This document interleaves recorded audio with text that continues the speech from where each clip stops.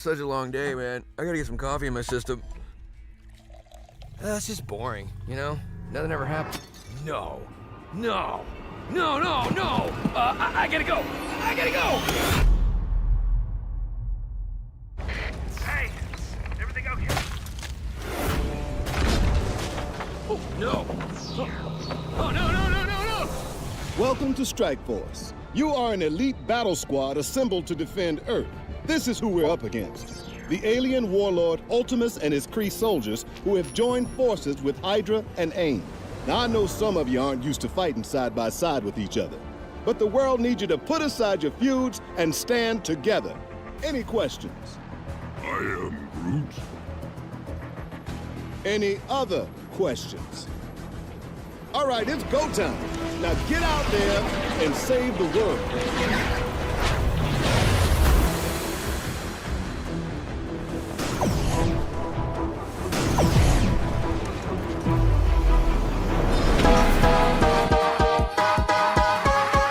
You need help with your Marvel Strike Force game? Then come down to the school of the Game Father. Valley Flying did, and he learned that you can't beat the Game Father. Valley Flying.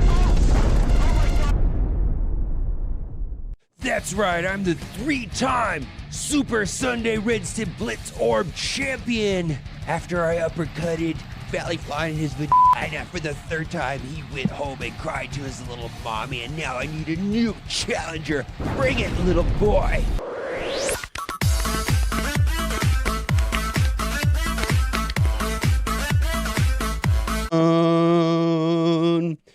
All one with the fucking dope.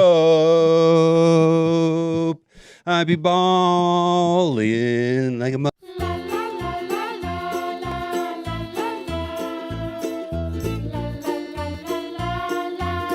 Gamers, keep on gaming because gamers are cool. Alright gamers, keep on gaming because gamers are cool. OMG. It's so powerful it can turn off the sun!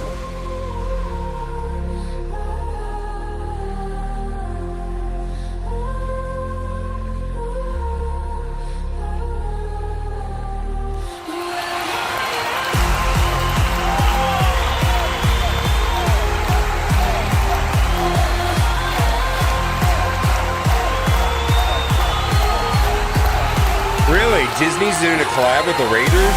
That's wild. Interesting.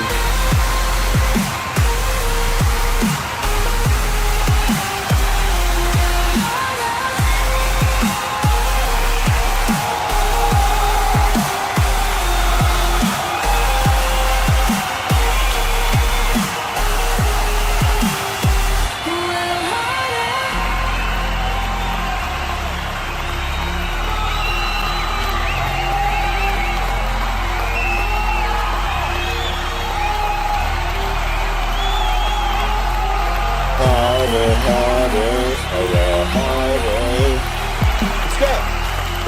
Sing along if you know the song.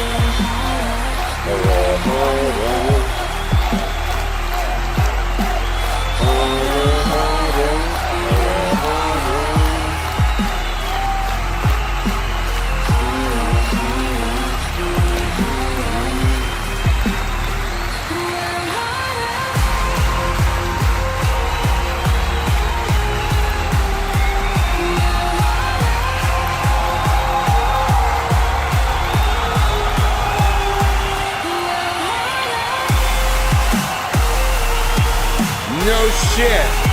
Oh, so they're going in on this. This is a fully licensed, all right, we got it. All right, yeah, we're gonna do both of these. We've got that and that. All right, we're gonna be doing that today. Fantastic. How y'all doing today? Need to record a video.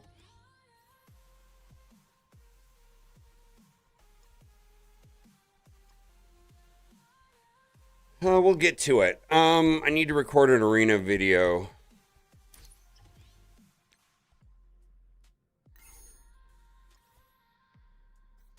Which will be good. How are you all doing today? Let's see. Let's collect this. And I've been keeping up with this. All right, let's go to panic. Damage. Yeah, let's do that. I'm okay with that. Did I lose my sound right now? I think I did. No, I didn't. Armor.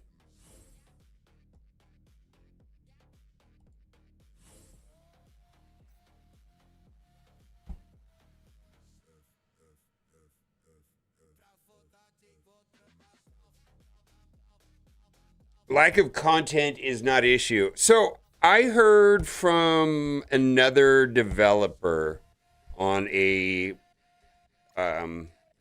different type of game. It was actually a PC game that, as far as coding goes, there has been some pretty important implementation of tools, of you know what kind of tools, to assist in workload and repetitious tasks in coding of games. I wonder if Marvel Strike Force is taking advantage of coding tools that have freed up the teams to like debug faster, create new content faster, so on and so on. Maybe that's the reason why we have so much new content. Maybe. I'm not sure.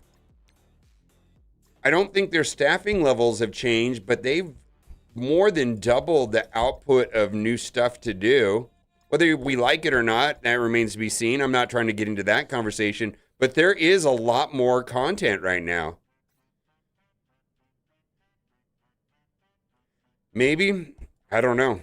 I don't think they're going to tell us. I think there's zero chance that they would ever inform us of that. But we did have proof of...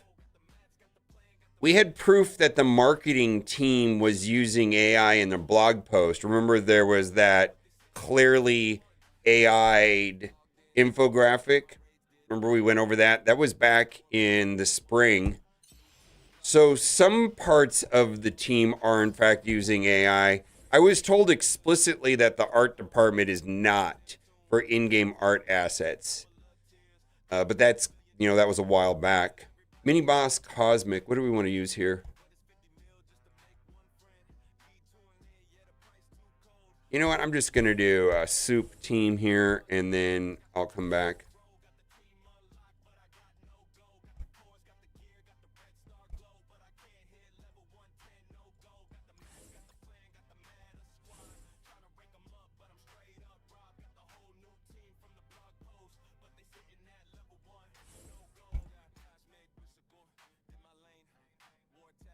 Just 3 Quasar? All right, we'll come back and do that then.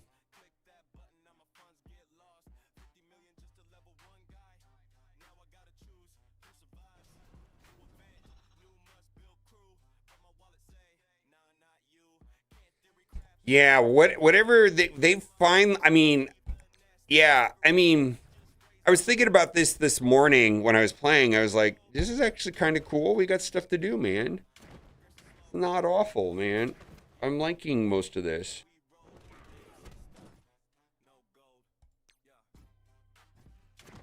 It should work too. I hope so. We'll see.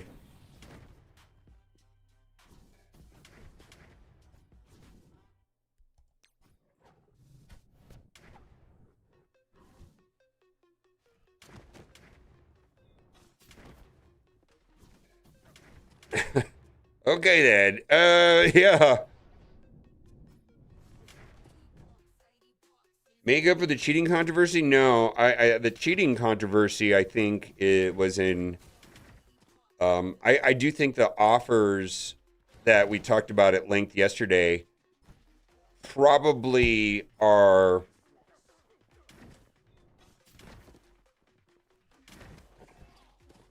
It's possible those offers could be a response to all that. It's absolutely possible. Let's do that.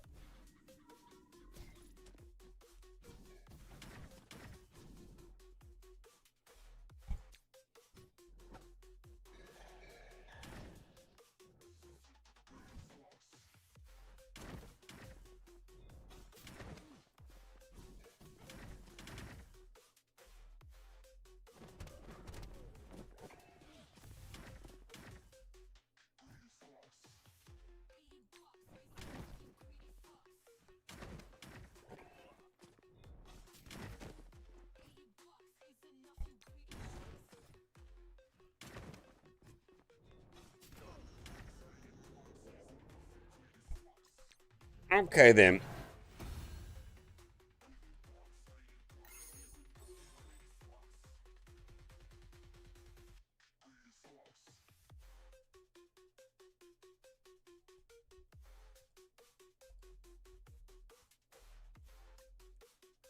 All right, we got through it using that team. And then we will go with, well, it's just Daring Warriors over and over again here.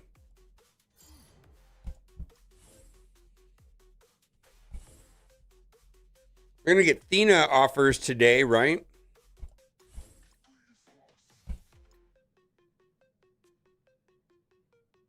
Two Diamond Blue Marvel today if you have them locked? Yeah. How do you, okay, that's good. Free? Free's good.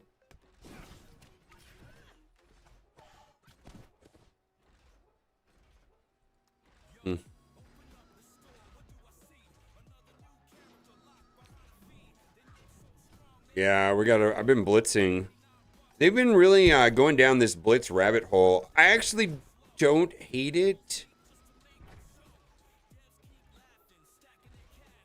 It's interesting.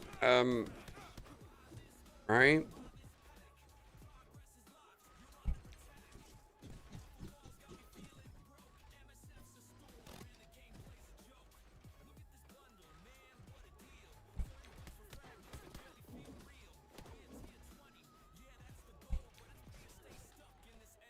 Yeah, it basically forces me to engage with the, you know, those particular events and say, okay, what event's going on? All right, I need to blitz. What teams do I need to blitz with? And then I just pop in and do it. I was like, okay, it's almost kind of like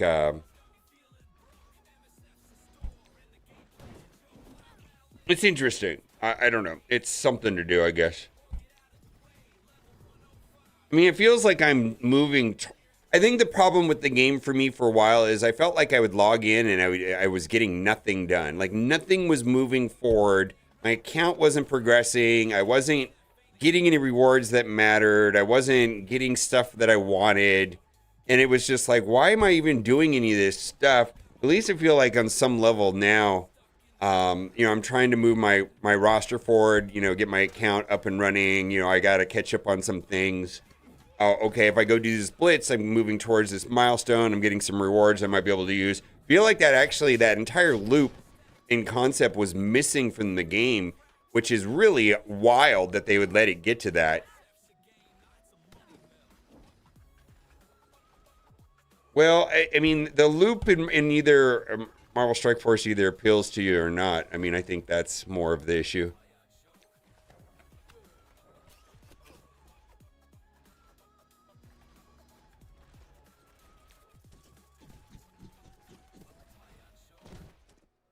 Yeah, there's different loops in the game, but this general idea of, you know, I'm building an army of Marvel characters, and over time I'm going to slowly develop them and build them up and make the best possible, strongest army. And today I had, you know, a little bit of growth because I was able to upgrade this character, and I swear to God, that entire loop was just like missing from the game. It was like, all right, did you buy the latest character? Okay, well, if you didn't, then you didn't make any progress. Okay, now that you've got the character, oh, you max it out on day one. All right, now we're stuck until waiting to the next offer. Let's just hang out for 10 days until the next offer comes around. Your roster is locked. Everybody's roster is the same. And there's nothing to do, and you're playing game modes, and none of the rewards are meaningful, and it doesn't help your account at all, and I don't even know why I'm playing. I'm just waiting for the next offer to show up that I'm not going to buy. That was not a fun game mode. That's not a fun game. That's like awful game design as far as I'm concerned.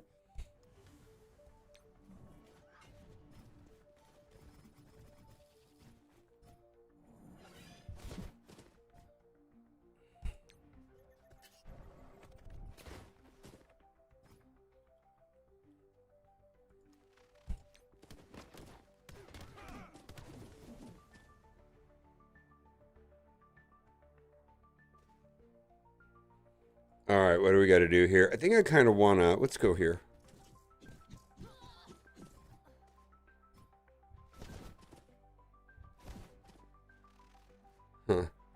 Do I want to wipe both of these? Yeah.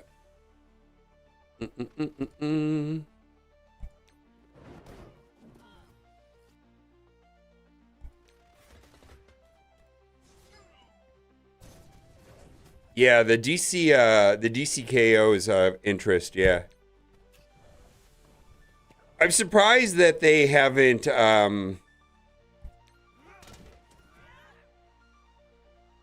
reached out. I gotta tell you, the Transformers game is on my radar. It feels like I'm seeing ads for it everywhere, and a lot of marketing dollars at a minimum around that game. Typically, marketing dollars are non-existent if the game is bad at launch. Developers don't just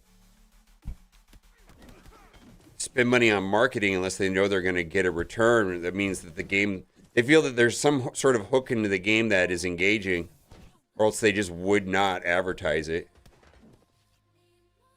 Every successful game I've seen that's been around for like as long as Marvel Strike Force spent a lot of money on marketing at the start. So it went live today. I haven't seen anything on DCKO. I'm seeing Transformers stuff everywhere.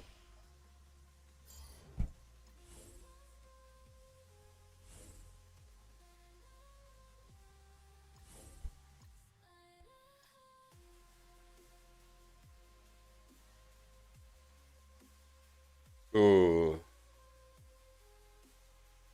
Ooh. If it's a 4X, I have little to no interest. It's funny, a company reached out to me and I started playing the game and it had ads.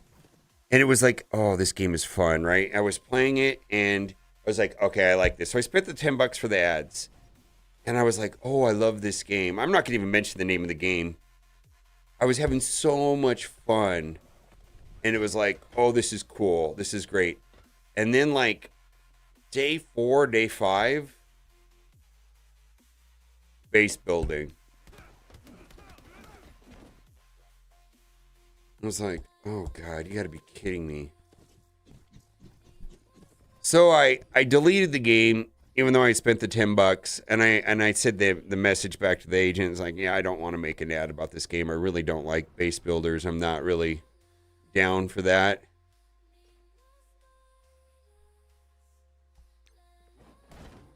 Well, ads plus base building, not so exciting, right?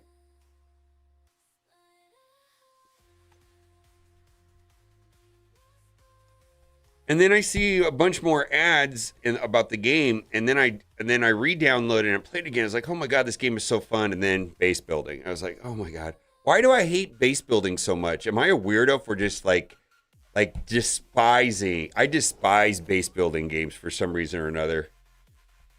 Maybe if I not giving them a chance, I don't like it. I just don't like that. It's not so much the base building part that I don't like. What I don't like is massive amounts of alliance and defending your base and having to I mean, I think I wouldn't. I mean, the concept of a base builder in itself doesn't bother me. What I don't like is like massive online wars with big collabs and all of that, and I don't like it. I don't like it at all.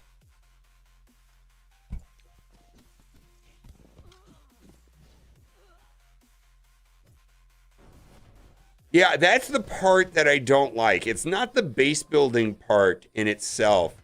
It's the the server, the server you join and the server dynamics and and all the alliance stuff that goes along with it. That's the part I don't like.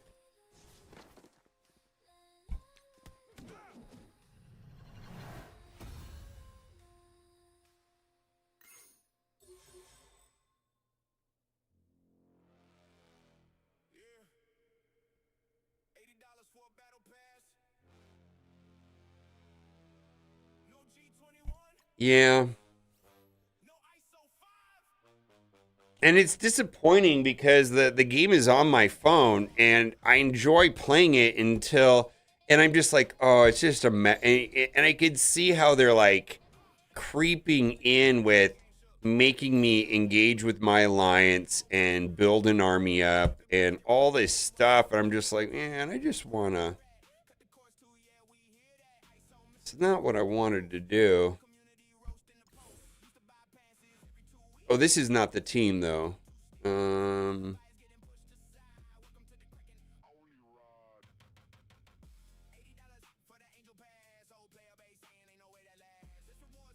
This is not it. It was...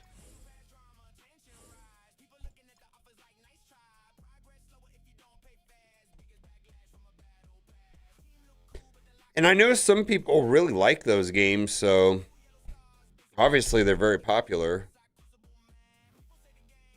Maybe I just haven't played them enough.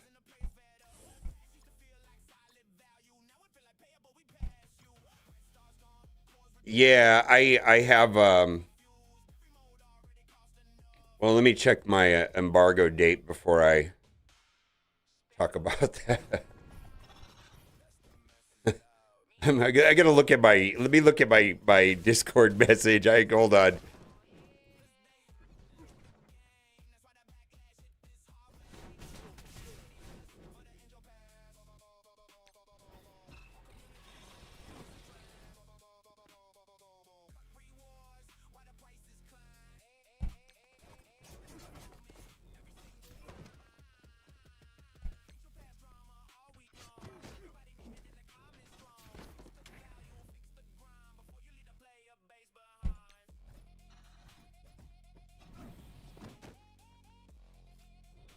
Well, okay, let me look at it. Let me look at what I have here. It's on my to-do list. Watchers of Rome.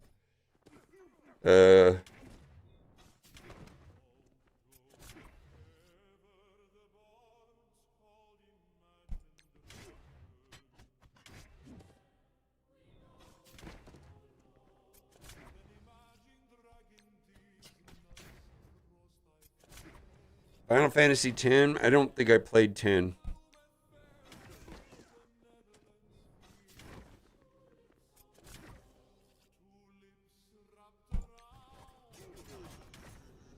All right. Let me see. Let me check.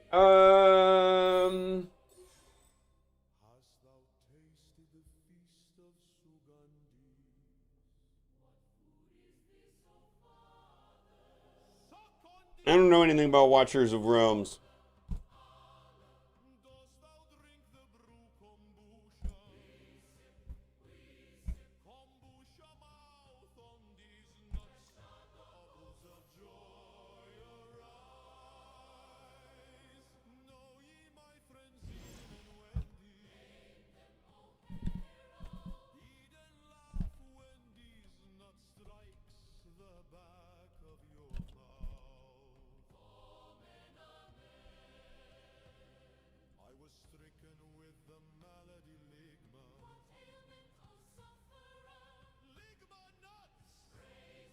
Thank you. I actually want to watch this. You know, I had like a 2-hour conversation with this guy like 3 years ago, Unstable Gamer. And I can tell you that sometimes I had one of those conversations with Cozy also, Cozy Gamer back in the day. So back in the day when I was doing really good and like people come to me and say, how do I get this going? He was one of the guys that came to me and I helped him out. And then Cozy was somebody that also did, and Cozy blew up. This guy, like, I like this guy. How come my channel does not subscribe to him on this? I have, by the way, I have like seven like accounts that I watch videos on. So if I'm ever not subscribed to someone, it's because I'm on the wrong account. It's not because I'm not subscribed to them. I'm subscribed to them on one of the 6 other ones I use. All right, let's watch this video. Transformers Eternal War. I have some things I want to talk about. As much fun as I am having in the game. Base there builder are right some there. things that have popped up, and some have popped up very recently that I do have some concern about. There's 5 things, actually, I wanted to go over. Just some things that I either wish they would change, remove Let's do it this way. completely, or just update. And we'll see kind of what this game looks like as it continues through development. We're still just a few weeks away from global launch, but there's some things I want to talk about. So let's get into it.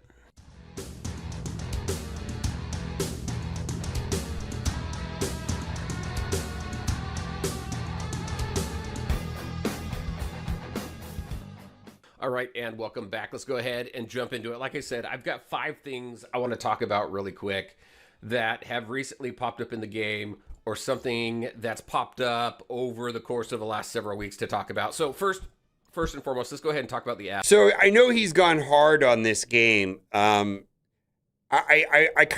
still watch Unstable Gamer quite a bit because I know he's deep involved right now with Void Hunters. He's done a little bit with Godforge, but the 2 that I was kind of like watching what he's doing is this Transformer game and Void Hunters. So if you're thinking about picking up a game at launch, a game that's just coming out, Unstable Gamer generally is following or playing these games in soft launch. Yeah, I gotta take a look at this. Let's watch this. Ads. There's ads now that What? have been added to the game. We've got them in our normal store here. We've got 3 of each. So if you watch all of these ads, they run about a minute. So this is 9 minutes of your time every single day to get some rewards by watching ads. Now, outside of that, if you go into your summoning portal, you've got 2 more here too. Those are another 2 minutes total, so 1 minute per ad, with a 5-minute for refresh between the 2. I don't know why they do that, instead of just giving it to you back to back. So that's 11 minutes total watching ads every single day. Some people, it's not a big issue. I'm not a fan of ads in the game, never have been. But they did add it. I guess it's bringing in some additional revenue for them. It makes me wonder, though, if by doing this, they're not sure how well the game will do. There's also some other things that actually lend to that as a question. So we'll look at that here in just a second as well. There is, however, if you go into your cart here and you go into War Rations, there is an ad-free pass. So by adding ads and getting revenue through ads, they also have an ad-free pass to get revenue from that as well. I wouldn't be too upset at this if it wasn't a 30-day limited pass. So you got to purchase this every month if you want to keep ads free. It's $5. I think these 300 crystals here equate to about $5 per month. It may be worth it for some people. I guess for me, it's just more of a, principle thing.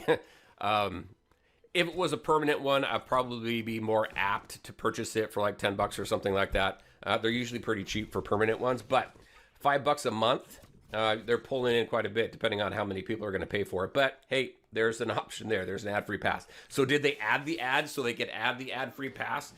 It's all about bringing money in. It is a free-to-play game. They got to do things to try and make money, but I think there's plenty of games out there that do it without doing that. All right, so that's one. That's the first thing that caught my eye. And that just recently launched in the game within the last week.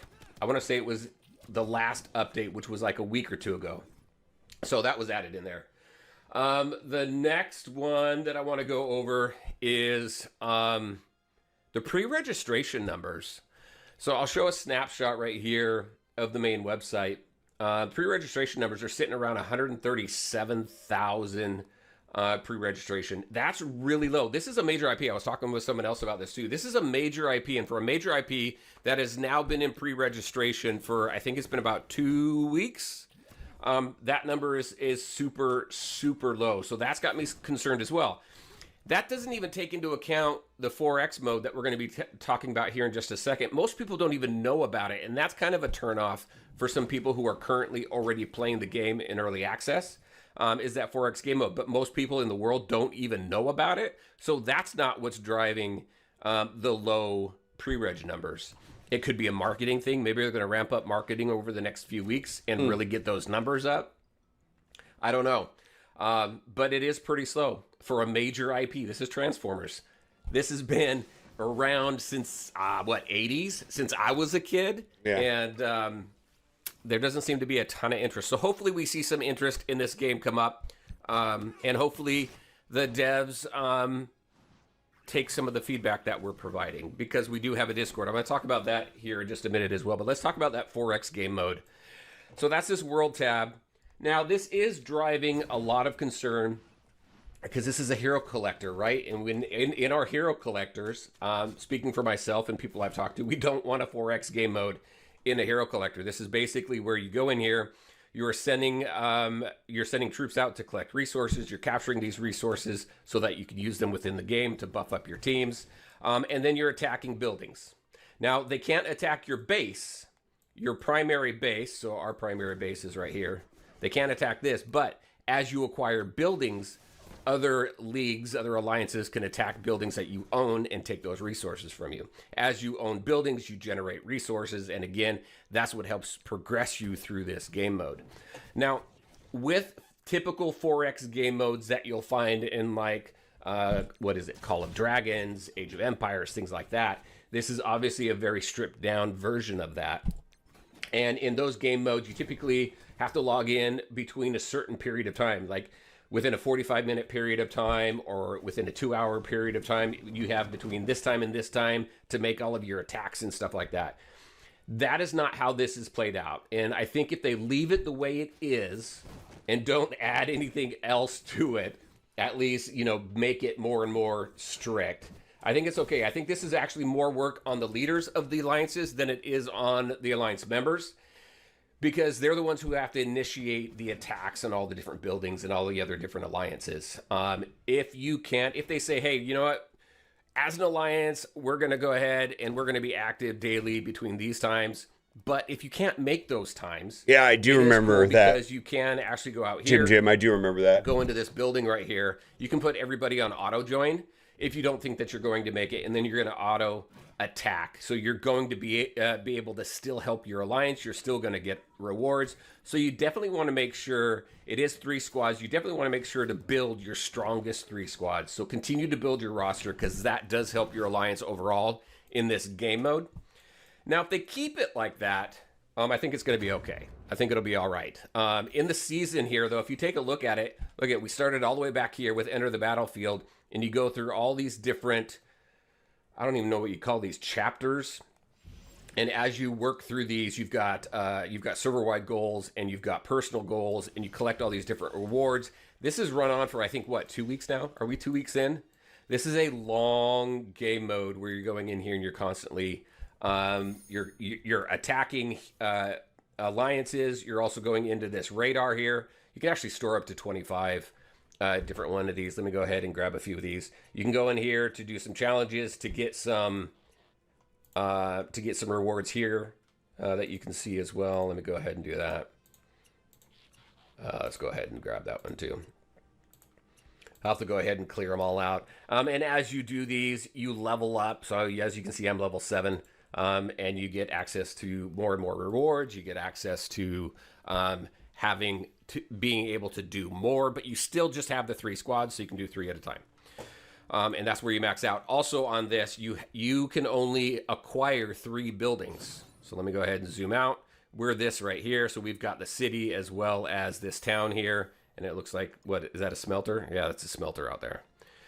So you can only acquire 3 at a time, which is good. You can't have one alliance dominating the entire map, which I think is cool. So it does help balance it out a little bit. And then you've also got the store. So let me go ahead, jump into here.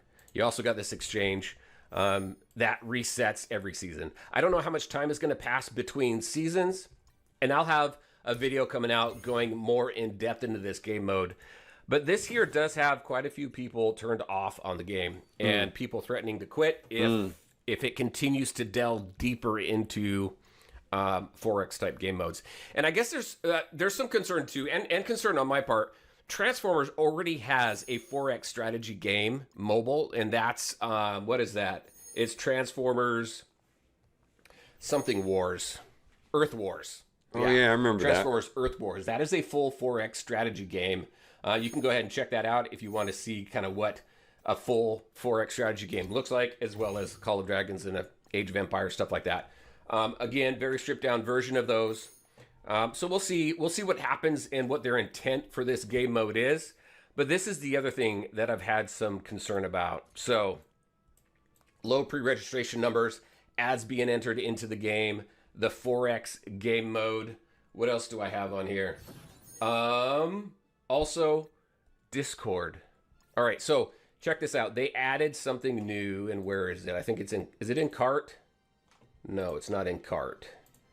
Event, yeah, it's in events and it's in join us. And in here, they're advertising their Facebook, their Instagram, and their X. Their Discord's not advertised in game, and that's huge in my opinion. It also leads me to my fifth and final concern about the game, and that just has to do with communication. But there is no Discord link here. I will put a link to their official Discord in the description below. The numbers are super low though. I think they've only got around 100 members in there right now. They do have the link to their Discord on their official website, so they do have that there. But more people are going to be driven to the game than they are to that site.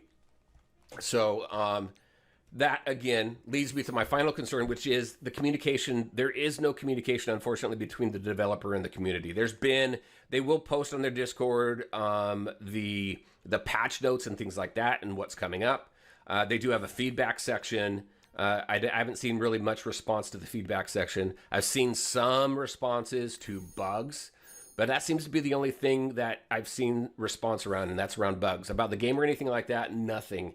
And I don't know if that is just typical of the developer or the company. I know they've got some other games that actually follow a lot of what they're doing in this game. They're just taking from other games and putting it into this game. But when a developer doesn't interact with the community, that has always driven me to be concerned a little bit. I love it when a developer interacts with the community, takes the feedback. You've got other games that I've been reporting on where developers are very, very much engaged. And that, in my opinion, is really where you see a game succeed. For the most part, a game is going to thrive in a combination of free-to-play and your hardcore whales, right? People who are going to really pay to play the game. You're going to have more free-to-play than any other type of player there. And you need to engage with them. Not just them, the whales too. I mean, everybody. You need to engage with your community because that really by players building that relationship with the developer, that's what keeps people around. There's people playing games right now they really have no interest in. I've talked to a few. And even games that I've previously played that they're just done with the game, but they stick around because of the community. They stick around because of their alliance. They stick around because of the communication with the developer in hopes that things will improve and change, and the developer makes some changes that really excites them. So I don't know. I'm droning on a little bit here, but those are the 5 things that have really caused me. So all of everything he said is 1,000% correct. There's one other thing that I think most people don't consider in mobile games. And I've talked about this before, and I think the reason why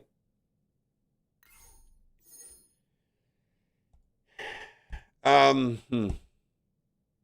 what do I do here? Holy shit. Yeah, fuck me.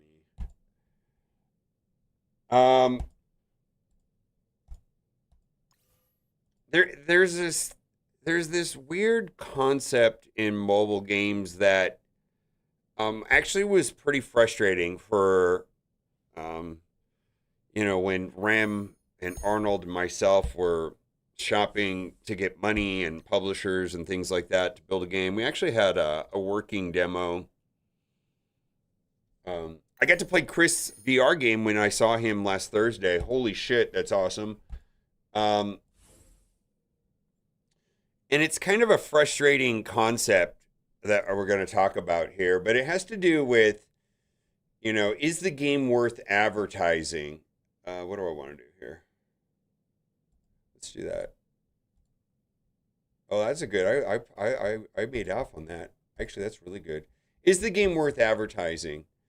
And publishers will. They don't. For better for. Actually, it was kind of frustrating.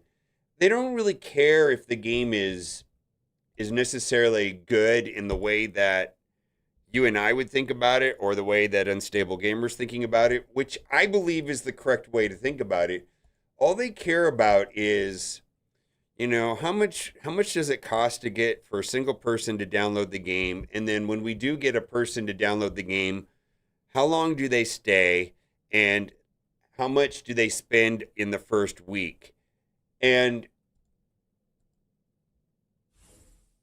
it's like, to them, it's like a money glitch when they hit these magic numbers.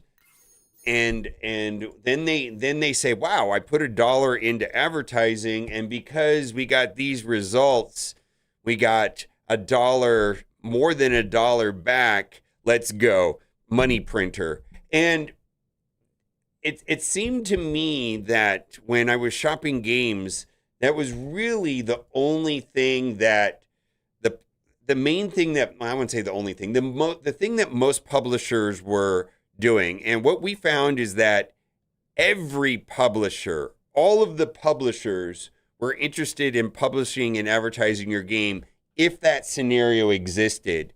And so I don't know, nobody knows what's going on with their numbers, but they ran this in a soft launch for a reason. And they're trying to, what do I want to do here? That was a mistake. It's just not knowable what those numbers look like. And it's such a weird way of perceiving and thinking about how games like this get made, how games in general get made, what the reality is of mobile games. All right, that's enough. I think I win this one, right? I win this? Yeah, I think I win. We got to get a kill here.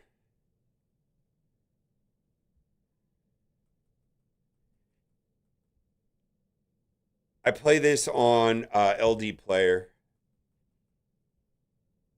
Oh, please die. Thank you. She has a revive, but let's see if we can get through Carnage first.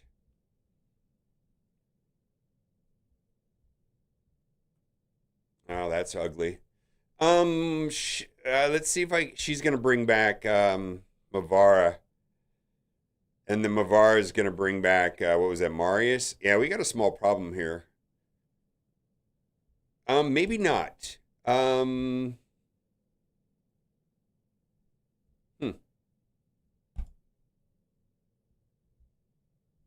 I can get a revive with Hilvi, we're gonna be okay. Oh, maybe that'll do it. This is going to be really close here, by the way. She's probably going to bring back this clown. Or maybe I did a permakill. Did I do a permakill? Oh, yeah, that's a permakill. Oh, please, Perch Shadow Trigger. Please, Perch Shadow Trigger. Come on, come on, come on. 14. Ah, fuck, okay. Please survive. Please survive. Come on. Ah, there's Marius. All right, go away, Marius. And then if she takes a turn, we win. I think if she takes, yes, we win. You're going to back out of the game, I bet. Oh, all right. Well, I didn't realize he was perma-killed. Oh.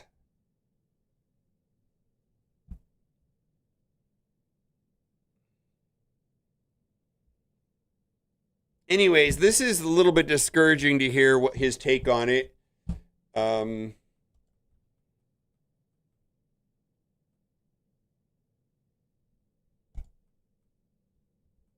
mean, if I look at my office right here, as far as IPs that are actually in my office, that, how did I change forms? Let's do that.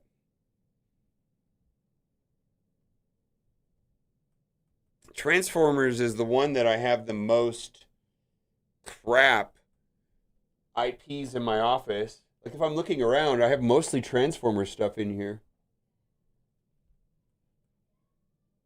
All right, well, they have no more damage dealers, right?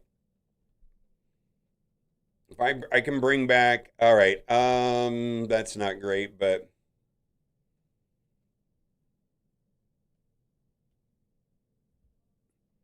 yeah, this is live PvP right here. Yeah, this is really close. Holy moly. It's really close. Oh, come on, oh, that's not gonna work. Well, let's do it anyways. We'll get her low, and then maybe Embrace passive will get her. She can do some serious damage. We're close. Oh, no, we can change. Oh, I think we win. I think we win right here. Watch. We're going to revive Hilvy. She can delete through. I think she can delete Predator right there. Maybe I did the wrong. Yeah, she has a move where she can. Oh, are we good? Okay, so now we're going to put him under stealth. All right, let's see. Let's see if that works. Yeah, that didn't do anything. Probably should have did a basic into Bavara there.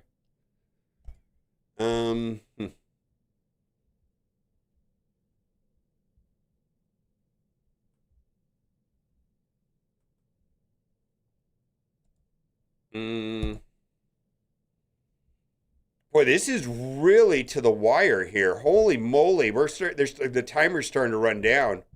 I had a thought that I wanted to say and a point to make and some shit to talk about, and I'm totally lost in this game. I'm like, oh my god. All right, well, please, if he has his ultimate ability, goodbye, Mavara. Woohoo! All right, we'll put this on auto. All right.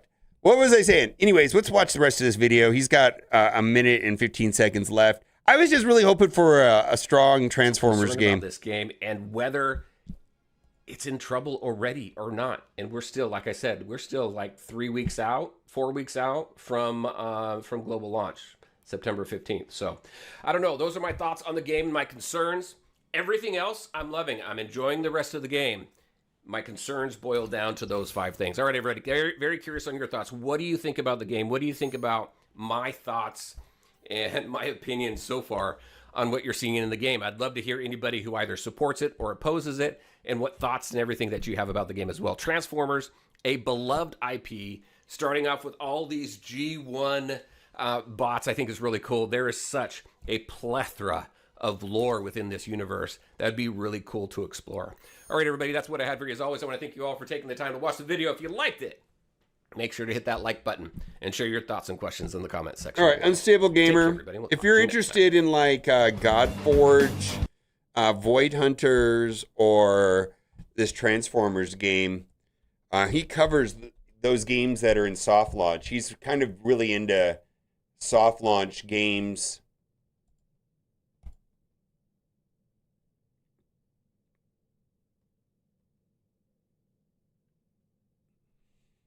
All right, let's see here.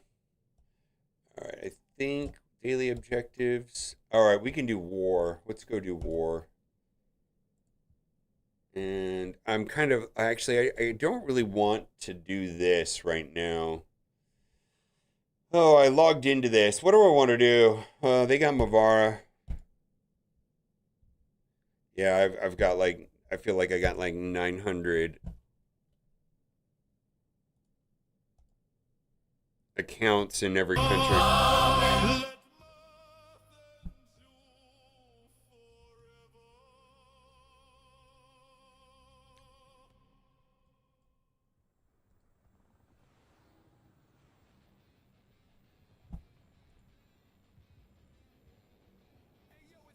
Oh, they let me have, Fabian. That's interesting.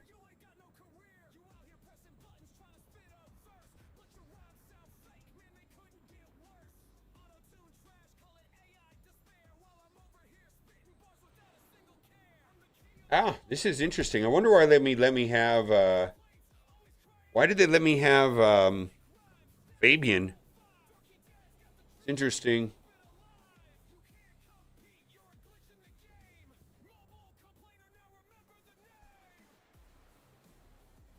Yeah, this doesn't look good for them. I might get more than one kill right here. Maybe 2, if not 3. 2 for sure, yeah. I mean, yeah, they could be revived, but this doesn't look good.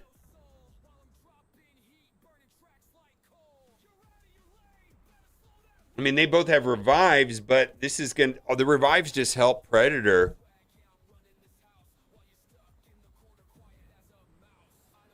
Hold on, there. My Ring camera's in the way of the screen. Somebody's outside my house right now. Let's do this. Oh, come on. I wanted to do a basic. All right, well, they're reviving, but they're reviving with less health because of the blessing on Predator.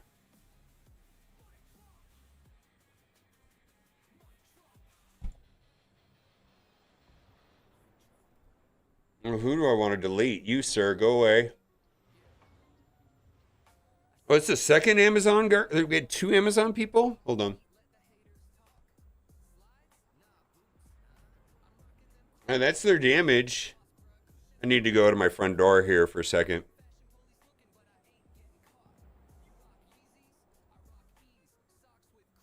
Let's get rid of the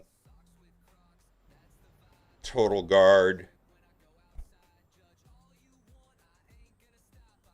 I don't know why they're staying in. I don't know how they're going to survive this, really. All right, this should... I mean, I have to wait because she's got, like, death proof right there. So I got to wait for Predator or to drop off. One of the two. Yeah, they left.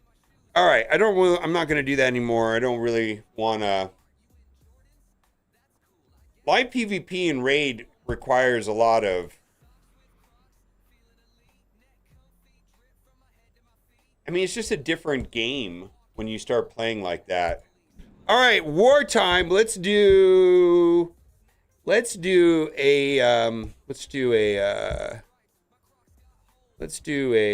we want to call this? Prediction. We're going to be focusing on war. We're going to start a prediction. Will I go 10 for 10 in war today? What do you think? Will I go 10 for 10 in war? The bricks and minifigs ring reached a settlement? Well, we'll watch that. With who? With the family? Or with... Yeah, who did they reach a settlement with? I'm very interested. I actually want to watch a video on that.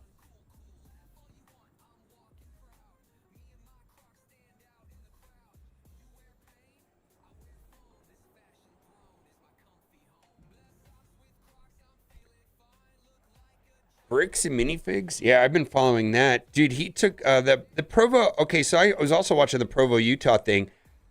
I'm curious why he released it the way he did, though. I feel like he recorded that video and couldn't release it for legal reasons. Then he knew they were going to get shut down because they were shut down. They were going to get shut down way before, like they had an order to shut down like a month and a half ago. And so when he released that, I was like, okay. And then he released the video. They got shut down. I was like, dude, everybody knew they were going to get shut down. It was like in the headlines from months ago that it was getting shut down. So why did he release it that way? It felt weird. It felt a little bit wonky, if you ask me. They reached a settlement with these nuts? All right.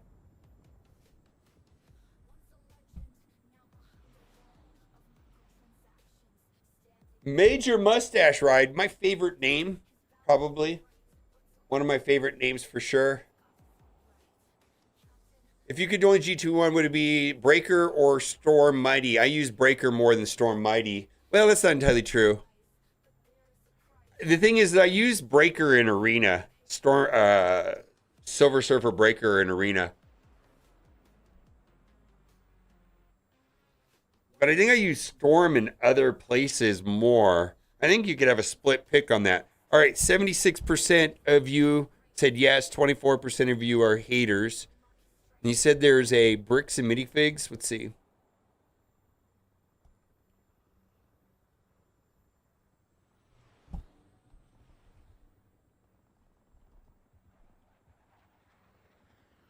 They settled. Wow. All right. And then turns on the Gormans. I wondered if that had something to do with it.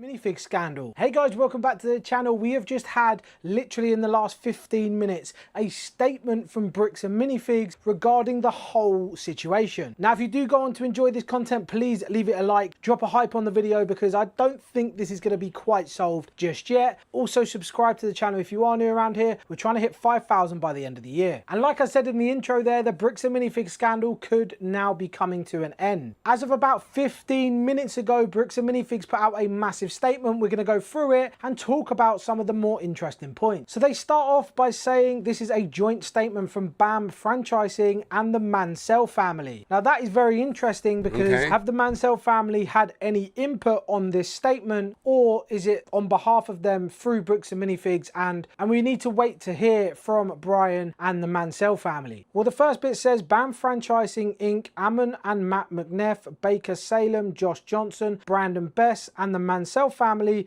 are pleased to announce that they have reached a comprehensive and amicable resolution of a private civil dispute relating to the Mansell family's Lego Star Wars collection. Now, what's interesting in there is that Josh Johnson and Brandon Best are named. I thought they cut ties with Bricks. Yeah, those were the franchise. So there's two different.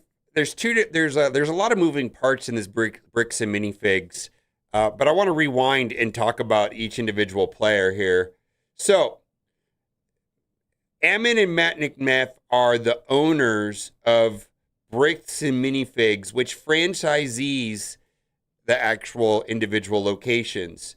Baker Salem, I don't know who that is. Josh Johnson and Brandon Bess are franchisees that were the ones that took over the Salem, Oregon Bricks and Minifins. Now, originally the Mansell family, who's the one that owned the Legos, had a consignment contract with the Gormans, and the Gormans got kicked by corporate, and these franchise owners, at the direction of the owners of the CEO of the corporate, stepped in. So this is interesting. So who is not in this conversation is two parties. Reckless Ben Schneider, who was working closely with the Mansells. Basically, the Mansell family had originally reached out to Ben Schneider, and he started all of this. Ben Schneider is a interesting individual. He's a troublemaker. I think he's amazing for content. I love watching it. He is a anything for views type of guy. It's just that's who he is. It's fine. Just different, right? Now, who is not on this conversation is the Gormans, and it's interesting. They probably are going to try to go after them. The Gormans was, I don't know if you remember, like,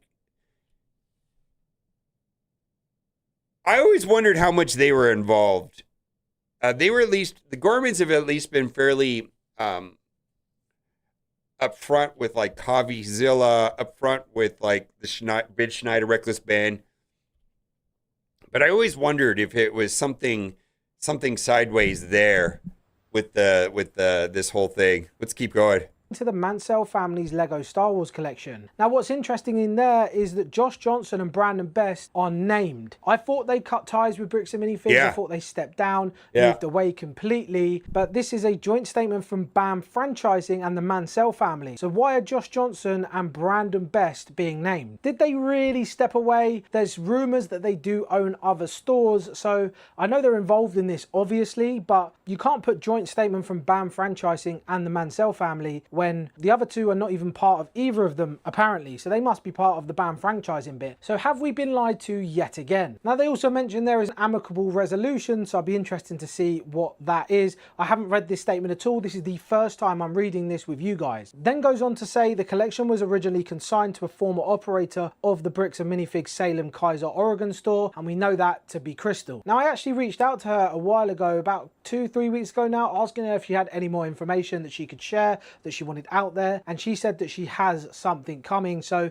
it'll be interesting to see what that is, but obviously she couldn't say what because it's all under legal matters. The next part then says the settlement agreement is a compromise of disputed claims. It is not an admission of liability, wrongdoing or unlawful conduct by BAM, the Mansells or any other released party. I would imagine that's meant to say related party.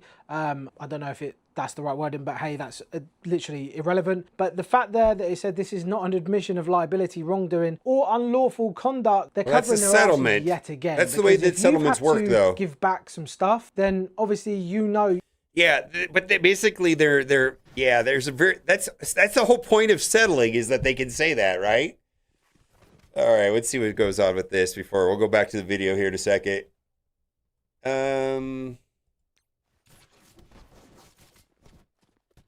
I'm a little bit worried about Super Scroll. Hopefully I can get through Super Scroll right here with Hobgoblin. Offense down's not great. Ah, get wrecked. All right, that's over. All right, let's go back to this. You have to take liability for that. So if you have to give him money, if you have to give him the set, whatever the outcome is that we're going to get to, you are liable for that. So you have to take liability for that. So yeah, I don't know. It's weird wording yet again. No, it's not weird wording. It just means that they're going to settle privately and not talk about it. And they're not admitting anything. They're not saying they were wrong. They're not saying right. They have a private agreement where they're going to pay them off to settle the dispute so that it goes away from the public eye. That's all that's happening. They're giving the Mansell family money, and frankly, let's say the realist CoffeeZilla did a full investigation of really how much that really was. It's probably between $10,000 and $50,000. They could give them $100,000 just to, and they could say Bricks and Minifigs is the best. We love them, and it could be over. I mean, it's worth $100,000 for them to shut this thing up in legal costs alone. Leonard, never mind. Why didn't they do this like 6 months ago? Is the real question. Just buy them off, $100,000. Go away. Go away. We're sorry that this went this far. Let's go. Let's go. Back so they can carry on as normal, which is never going to happen. The Mansells confirm that they have been compensated by BAM for the losses associated with their consignment arrangement and thus are releasing all their legal claims against BAM, its leadership, Baker Salem, Josh Johnson, Brandon Best, and any current Bricks and Minifigs franchisee. BAM, the McNeffs, Baker Salem, Josh Johnson, and Brandon Best likewise will dismiss their lawsuit against Brian Mansell. Yes. Well, I guess without hearing Brian's side, we'll never know for sure, but according to this, he has now been made whole. He has been compensated and things are now back to normal, supposedly. It could be a number in excess of what they were really owed. They may have really only owed them like $50,000. I mean, I don't think it was ever, CoffeeZilla did a thing on this. It was never close to $200,000. They used this $200,000 number in a PR thing, which is at the extreme high end. And some of them got sold. Some of them got sold through a different company. They probably were only worth like $110,000 or $20,000 in reality. And the actual amount that was probably lost was somewhere between $10,000 and $50,000. And CoffeeZilla went deep into this, like super deep into this. And so, but how much money this company lost because of this whole situation is, I mean, I'm going to guess that there are franchise owners that had nothing to do with this, that had to shut their doors and lost this. This cost them millions of dollars, and they could have just paid them off quickly. Here's $100,000, shut up. Here's $150,000, shut up. And they would have been way ahead in just legal fees alone, never mind bad PR or any of that shit. They could have been done forever ago. Why the fuck did they do that? I feel like they're kind of like so dense, they can't understand how bad this is. Public opinion, you've got a smarvy YouTuber like, I think that's the right word, smarvy YouTuber like Reckless Ben. Everybody's that guy's great. He's charismatic. He paints a good story. And it's like, what the hell? Why are you stealing Legos from old people? You know, it's not that complicated. Everybody's going to go, what the hell? And they should have just paid him off. They should have paid him off right there on the spot. I don't know what the hell they do it. Yeah, I don't know what the hell they were doing. Yeah. I don't understand why why did it go this far? The arrogance of that mustache guy. He's so arrogant. So incredibly arrogant. He's going to... Didn't he get in a lawsuit with his dad? I mean, that's the kind of person he is. That's the kind of family they are, that they sue each other. Holy shit. But the interesting part about that is there is no mention of Reckless Ben or Crystal, the former story. Now, the interesting part about that is there is no mention of Reckless Ben or Crystal, the previous store owner. Right. So I assume the lawsuits against them are still ongoing. The next bit says, through the exchange of records and information during the legal... See, I also think Reckless Ben made this situation public, but he also made it where they didn't want to work with him because he's kind of antagonistic, and he should be. I think it's great when you get somebody like Matt McNeff and specifically Emmett McNeff. It takes a person like Reckless Ben to put them in their place because they're fucking arrogant. Guy's an arrogant fuckhead. Holy shit. Guy should not be running any kind of... Guy should not be managing or handling any kind of business whatsoever. The guy should be, doing some sort of manual labor, not interfering with other people's lives. I mean, the guy should be a gardener or something. I have no idea. He should not have any position of power or control over anything. Terrible person. Yeah, it's just like, this is how to ruin a company. You know what I mean? It's just awful. How to ruin a company. Should I just do like full omen there?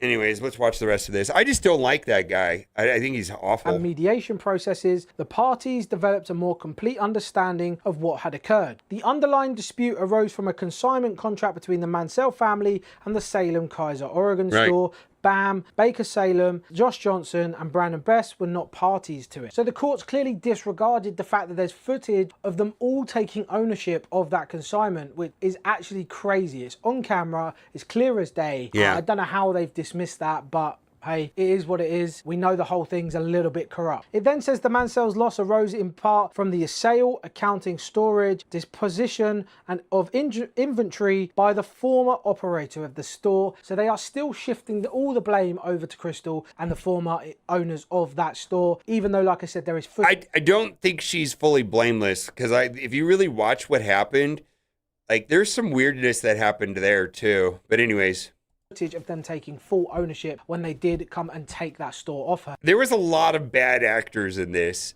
A lot of bad actors, frankly. So they're still trying to pass that blame. I don't know why. We've seen it. There's still a lot of things in this that just don't make too much sense to me. And hopefully Brian will come out of a statement as well, because if this is the end of it, I do understand it. They want to get it sorted and resolved. But, Crystal, Ben, they still got theirs going on. They still need to support him because at the end of the day, she's had her store taken from him. She's getting the blame for all this. Partly, I guess, maybe wasn't done correctly, but it's not all her fault.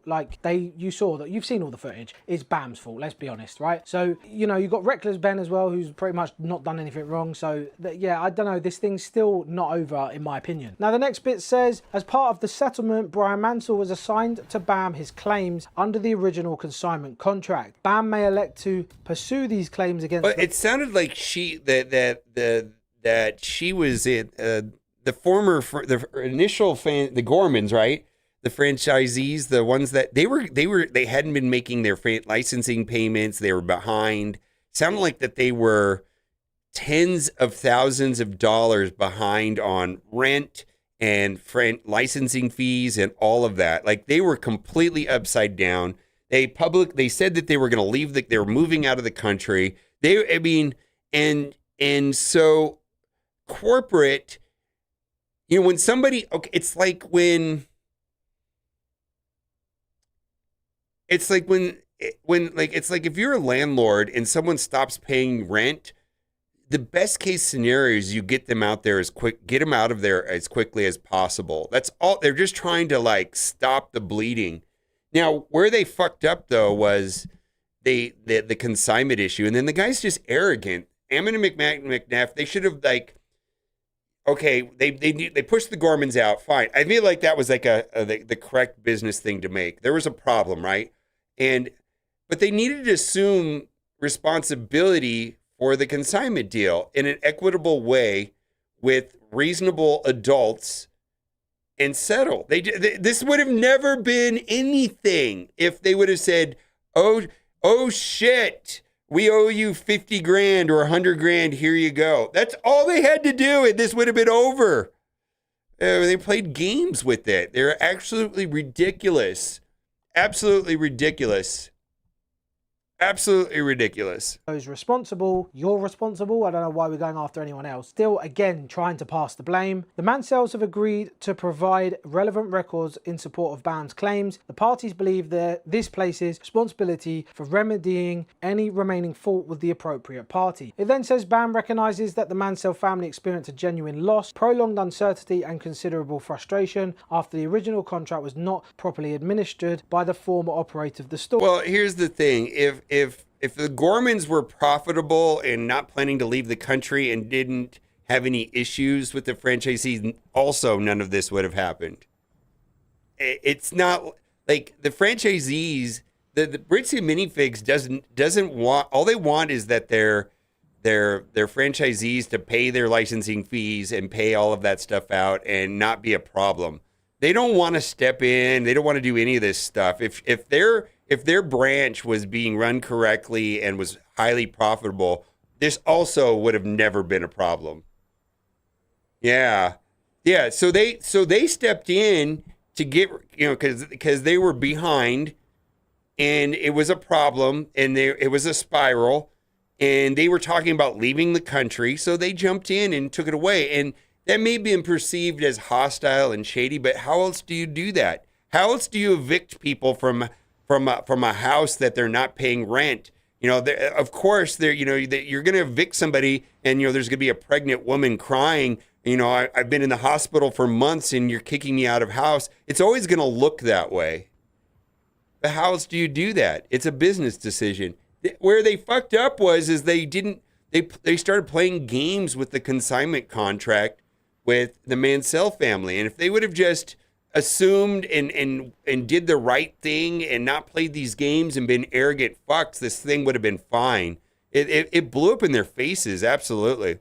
And during the transition from the former operator to the replacement franchisees. So that statement bit right there says everything you need to know, really. You admit that everything was done wrong by everyone involved. Yeah. You admit that he had a loss and should have been compensated for that. So why didn't you just do that? Why have you got to this point? I just really don't understand that. It then says Bam regrets that it did not more quickly access information necessary to understand and resolve the matter. Okay, fair enough. I mean, about time they admit that, right? But still, a bit late, really, isn't it? Bam have issued an unqualified apology. What does that mean? Bam has issued an unqualified apology. What the hell does that mean? You either give them an apology or you... They're just saying they're sorry with no stipulations. We're just sorry. This shouldn't have happened. They're not qualifying it well.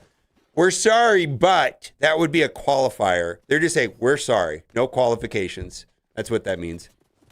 An unqualified apology to the Mansell family for the losses and pain suffered from the events surrounding this dispute. We're sorry, period. We fucked up, period, is an unqualified apology.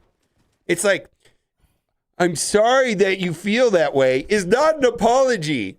I'm sorry that you got the wrong idea. I'm sorry, but it's the Gorman's fault. Yeah, that's a qualified apology, and they're making a non-qualified apology. Parties recognised that many Bricks and Minifigs franchises and employees had no involvement with events surrounding this dispute and hope that this resolution brings closure to everyone affected and all may return to their normal business activities and personal lives. Why they didn't do this? This guy thinks this is going away. No, this it's not going anywhere. They fucked up so bad that this is like 1 year too late. This should have happened like a year ago. Holy shit, this company. Until we hear Brian's side, you've still got Crystal's ongoing case, you've still got Ben's ongoing stuff. We've still got part 4 to come, and he said there's many parts. So yeah, I don't know how. Yeah, they're actually saying we're sorry, we're wrong, not as opposed to we're sorry this happened. No, they're actually saying we're sorry, we were wrong, which is very different. Which is interesting way that they're going this way, but it's just so way too late. Holy moly! They could have done this before they went on news. They could have done this after the first Reckless Ben video. They could have done this after the first time Reckless Ben got involved. They could have done this the first time that they were contacted by the Mansells. They did not need to wait a year to do this. It's absolutely ridiculous. Well, they're saying we got caught. Yeah, I think they are saying that, but it's not qualified. They're trying. See, this is mostly they're settling with the Mansells for PR reasons, which they needed to do, not now, but months and months and months ago. It's just so late. Like what they're doing right now is what they should have done maybe like one day after watching the first Reckless Ben video. One day after Moist Critical starts making videos about this guy. They should have done it then at the latest, if not before those videos even got made. This is so late, so late. Holy moly. But an unofficial or what the hell was that part of the statement? I don't know. They are losing their minds, if you ask me. Yeah. I don't think any of that statement was done with sincerity. I don't think they're sorry at all. No, of course they're just not. Trying to clear everybody's No, this names. is a business decision made way too late. If they were smart business people, they would have did this months ago. This is the correct business move, but their arrogance prevented them from doing it. You can't win the court of public opinion. They felt like they were being blackmailed by Reckless Ben. And a person that doesn't think they're wrong thinks that. But it was so blatant that they were wrong and they were just blinded by arrogance where they couldn't see. Even if I am wrong, we can't go down this path. We always lose versus a Reckless Ben. We always lose.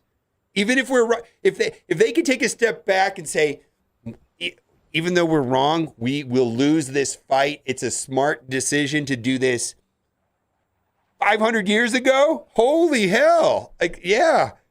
This is whether it's sincere or not does not matter. This is the only correct thing to do, and it should have done for business reasons.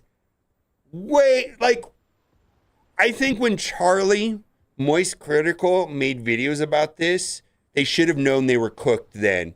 You do not win the court of public opinion when you have somebody like Moist Critical watching the Reckless Ben video saying, what the fuck is this about? Why the fuck did this happen? You lose. I'll tell you this. Moist Critical makes a video about me. I'm just going to say, yeah, I'm cooked. Yeah, what's even if I know I'm right, doesn't matter. Does not matter. It's not how the internet works. But the thing is that they're wrong. I'm talking about someone that even if they were smart business people, that they believed their position to be correct. If they had half a brain, they would know that it's not a winning fight. Pick your battles. This is not one you pick. The truth is they were wrong. But I just don't think they could see that. It's because of their arrogance. Holy shit. Yeah, anyways. What do we want to do here?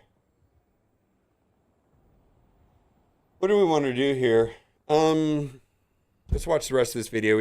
1 minute left. They're trying to get back to normal, which you Yeah. guys are just not going to let happen. No. Brick by brick, and boycott ban is still in full effect. Yeah. And yeah, that statement to me is crazy. Yeah. I don't know. There's a lot in that just doesn't make too much sense. Some of the wording is... See, like this guy's obviously a Lego guy, right? And I am not. I mean, I own one real I got 2 real Lego sets up there. No, 3. I got up on my shelf. I got 3 real Lego sets, and I got 2 Chinese knockoffs.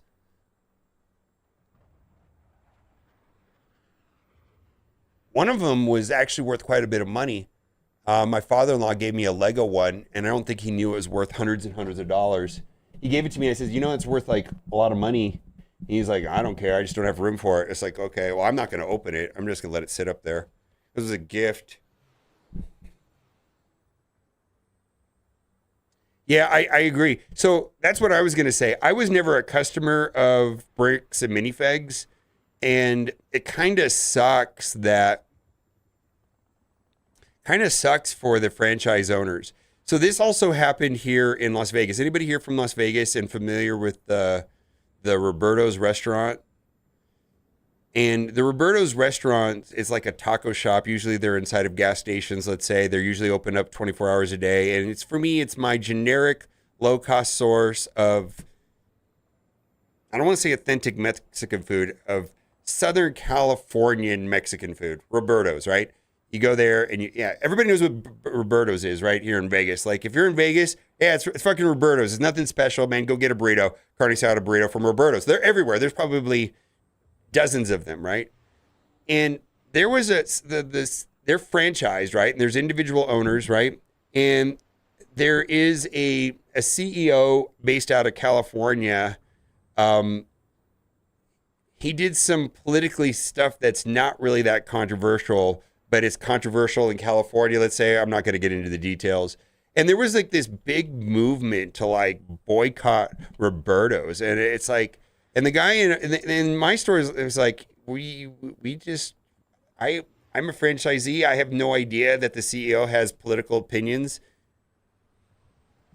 So, why are we getting punished for some guy that we don't really have anything to do with opinions? Yeah. Yeah. And the owners of, the actual owners of the corporate really fucked over the franchisees. They got anybody that has a Bricks and Minifigs franchisee, they really got screwed by the CEO. I mean, if the right thing to do would be for them to divest themselves of ownership and sell the company, or if it's I think it's publicly traded, they just need a new board. They can sell off their shares. They can retain ownership without being on the board and dealing with the day-to-day operations. They absolutely could step aside. They should step aside. They really screwed over their franchisees. Ain't no Del Taco. It's very odd. Some of it doesn't even read English. Like they've not. I still got you. I got your back, Ceci. You want some Del Taco? If you're good, we'll go to Chick-fil-A. If you're not here on a, I'd love to engage with you at least once in person somehow. You can come over to my house and I'll make you burritos. What did I give? Zero Cool came through with his family. That was really cool. Worded it properly. I don't know who's wrote that. Was that Ammon himself? Was that Mr. McNeff himself? His lawyers wrote it. He's got a habit of screwing things up, so he probably wrote that as well. But yeah, I'm not sure. Let me know your thoughts and opinions in the comments, guys. This is not over, so make sure you hype the video, spread the message far and wide, leave a like on it, subscribe if you are new to the channel, and yeah, we'll wait for Brian's update. Yeah. I mean, I do have to understand that YouTuber's position. Obviously, he's a hardcore Lego person, and I've never been a patron of Bricks and Minifigs. I mean, the only Lego store I've been inside of is like an actual Lego store. Cat's message, okay. Can I request a roster review? Yeah.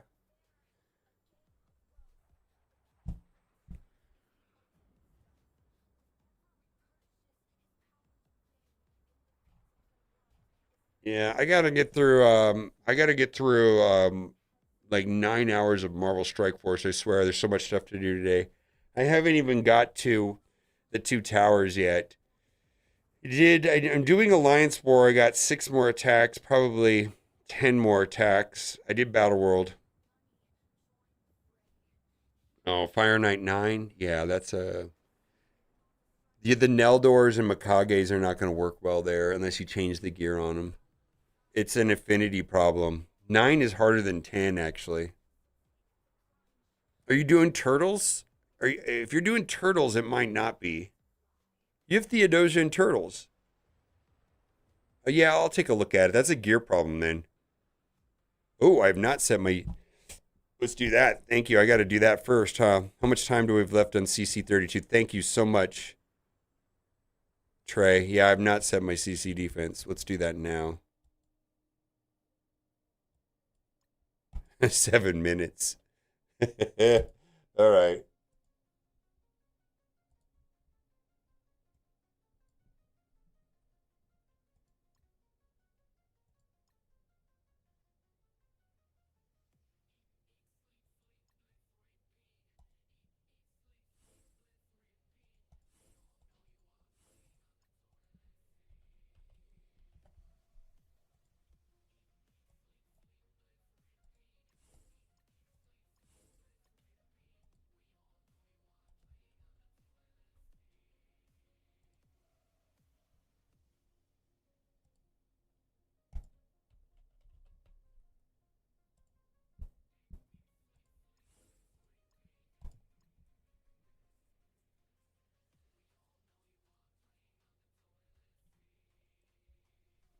All right, that's fine. I really want to put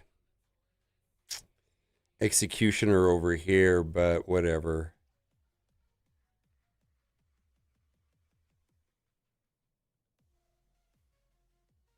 I feel like Dread just runs over this.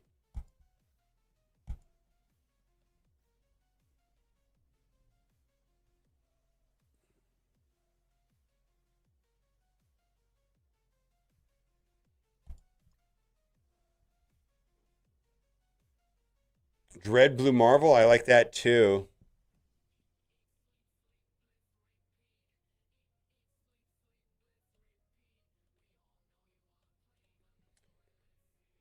Shadow Conclave, Jeff. Okay, that's easier, right? I just want to mix it up a little bit. Yeah, I think not running like a pure... Put Blue Marvel here. Yeah, just not running a pure solid team. And I mean, does that open it up? Does this open them up to being Damoned, though?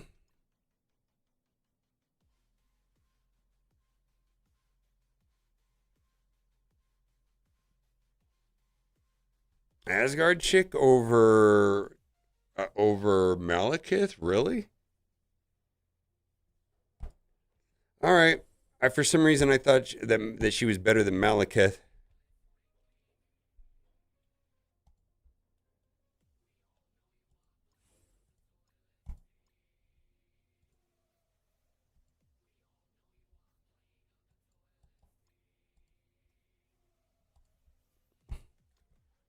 Okay.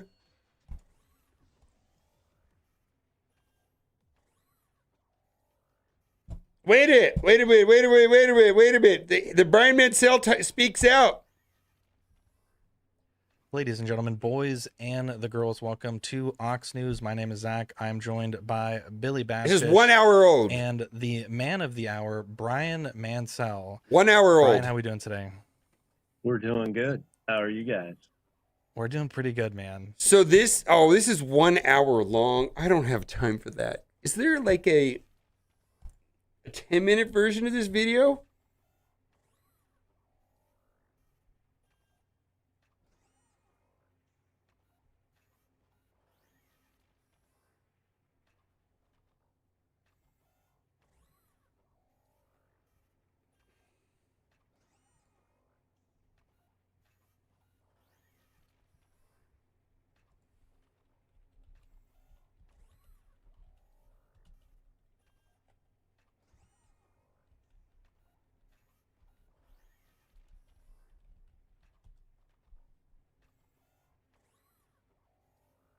Interview features Brian Mansell discussing recent settlement between family Bricks and Minifig regarding a highly publicized dispute of the father's extensive Lego Star Wars collection.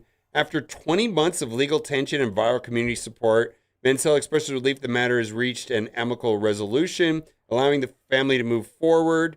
Throughout the conversation, he credits online community and various content creators for their role in bringing visibility to the situation, shares how the experience turned his father into a dedicated YouTube viewer, and reflects on the broader challenges of the legal system while navigating the conflicts of this nature. Okay. Well, I saved myself an hour.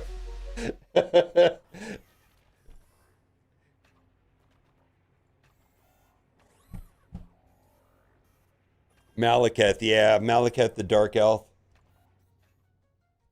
Did you see like the first Thor movie? Was it the first Thor movie or the second one? I think it was the second one. But didn't it have a reference to one of the Infinity Stones in it, if I remember correctly? It was the first Thor movie with Destroyer, right?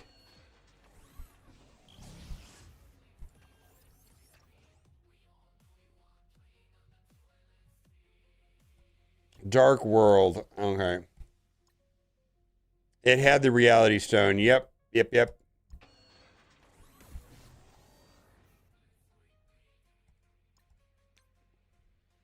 been a hot minute since I've watched those.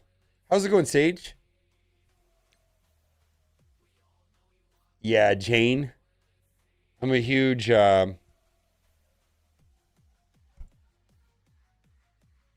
Padme fan.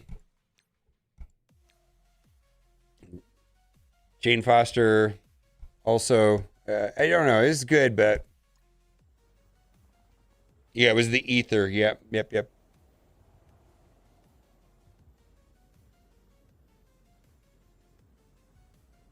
Padme was trash in Thor 2. Yeah.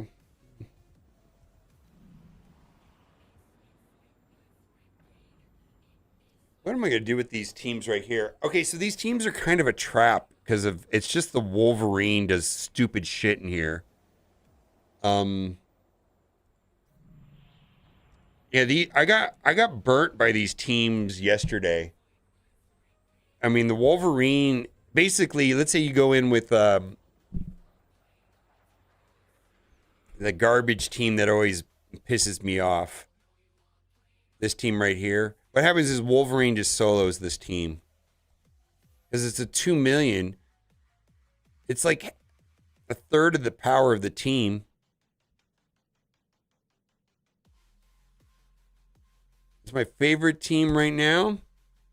But not even close, the Symbiote 6 team is absolutely hands down my favorite team. I love that team. Especially with Null. All right.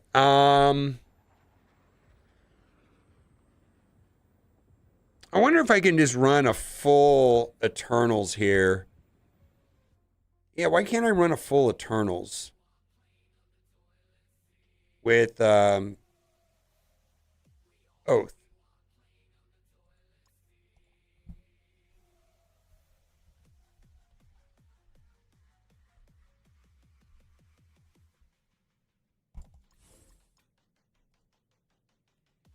Not Oath.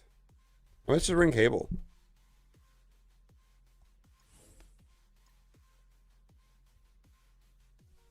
Herb, I don't know if you're watching. I think that'll work. We just need to not hit Hyperion, right? Wait a minute, Oh, they got 4 Eternals there too. Huh. I wonder if I could run Hyperion on mine.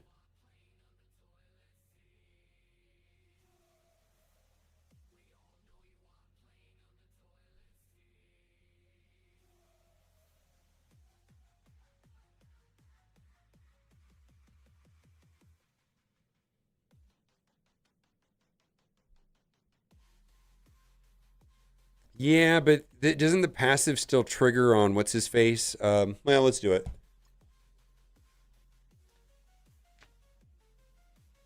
Ah! Ah! Ah!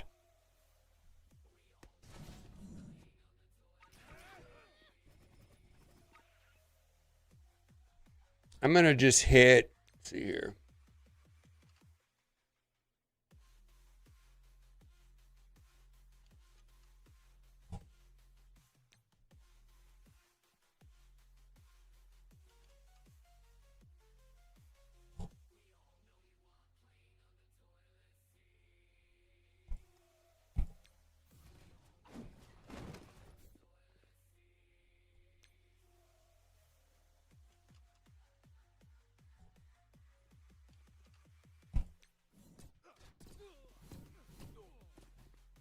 Get fucked. Get fucked, right?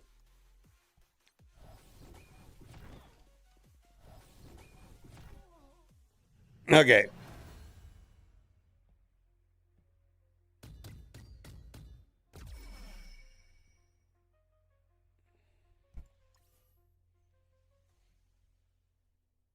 All right. Easy peasy lemon squeezy.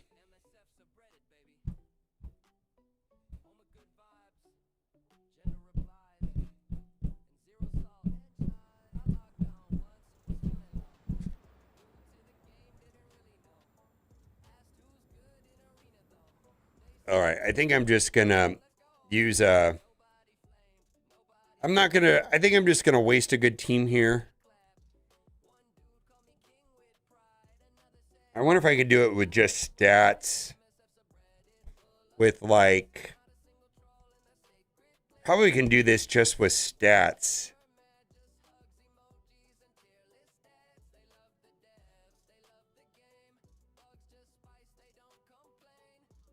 Yeah, let's do that. This is just a stat play.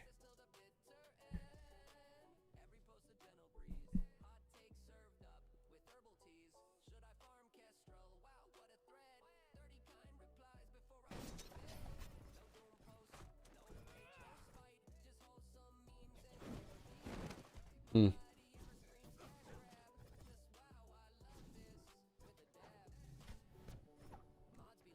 Hmm.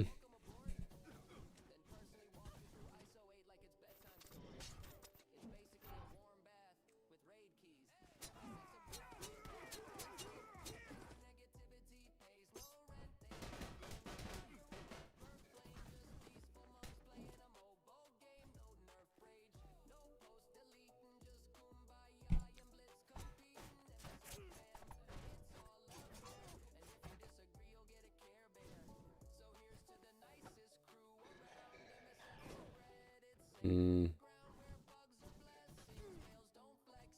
That's actually not great, right? I mean, that'll apply the stun, right? Cannot be blocked or dodged. There you go. So we get stun on the other two. Oh, they dodged. Stupid. Oh my god, now we're gonna die.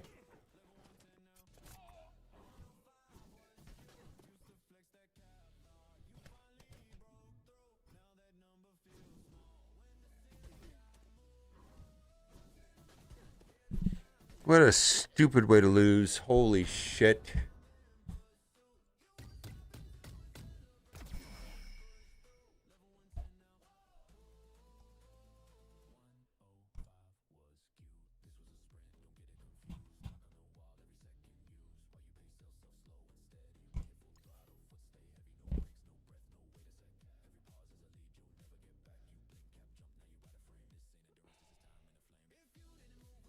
If I would have did Swordmaster special, probably would have gone differently.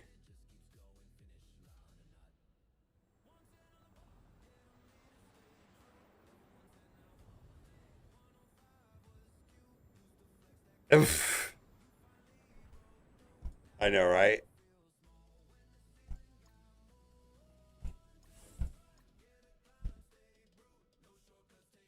Yeah, but I thought that the stun would carry over to the other two, but I read the kit and I thought it would go through that evade, but I guess I should have spent more than a second reading it.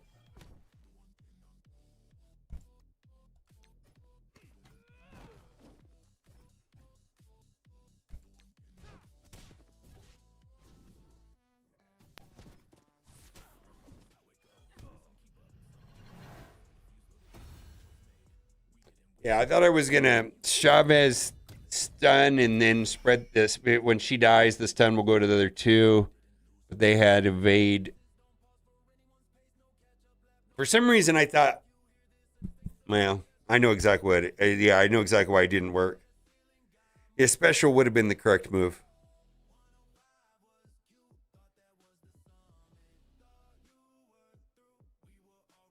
Dumbass.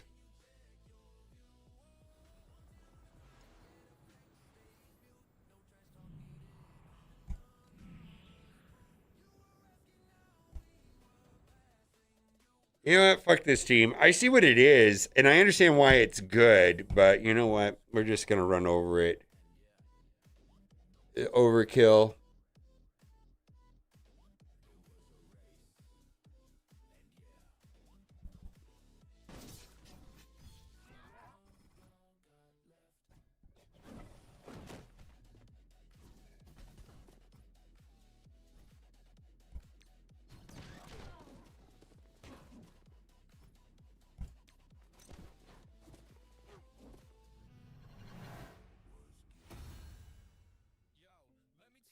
Yeah.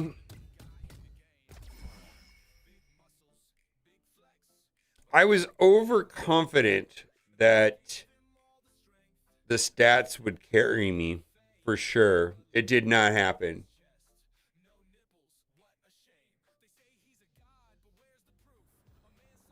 Yeah, I think I've got all those teams split up though.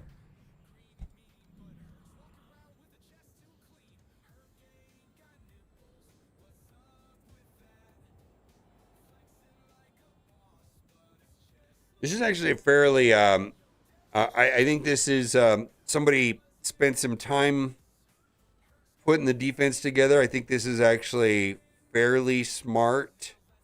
This is a smart defense, actually. Yeah, I like this.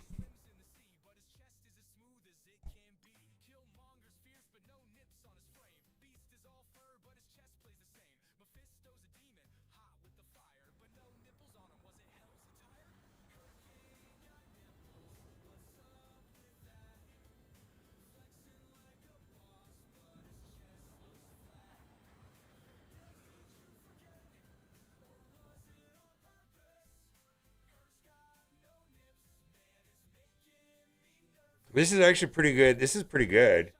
Yeah, this defense is I gotta say some thought went into this. I think this is great.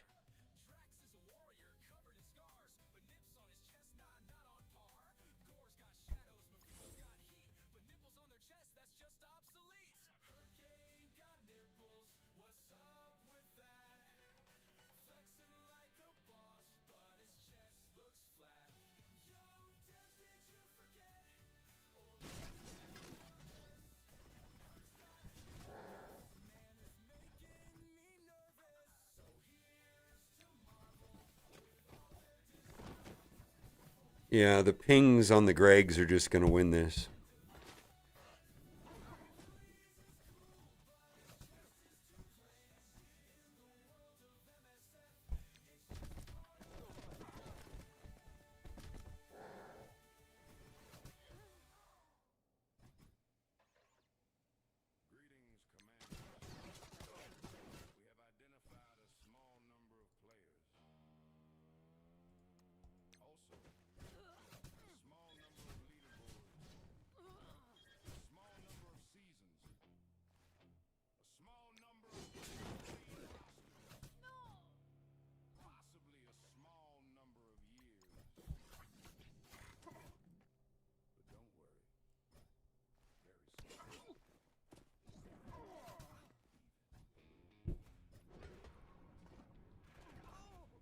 I don't know if I've seen that animation on Scarlet Witch for a minute.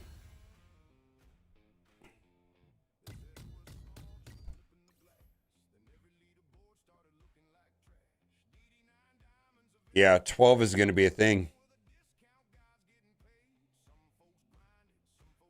I think it's I think the changes to war are good.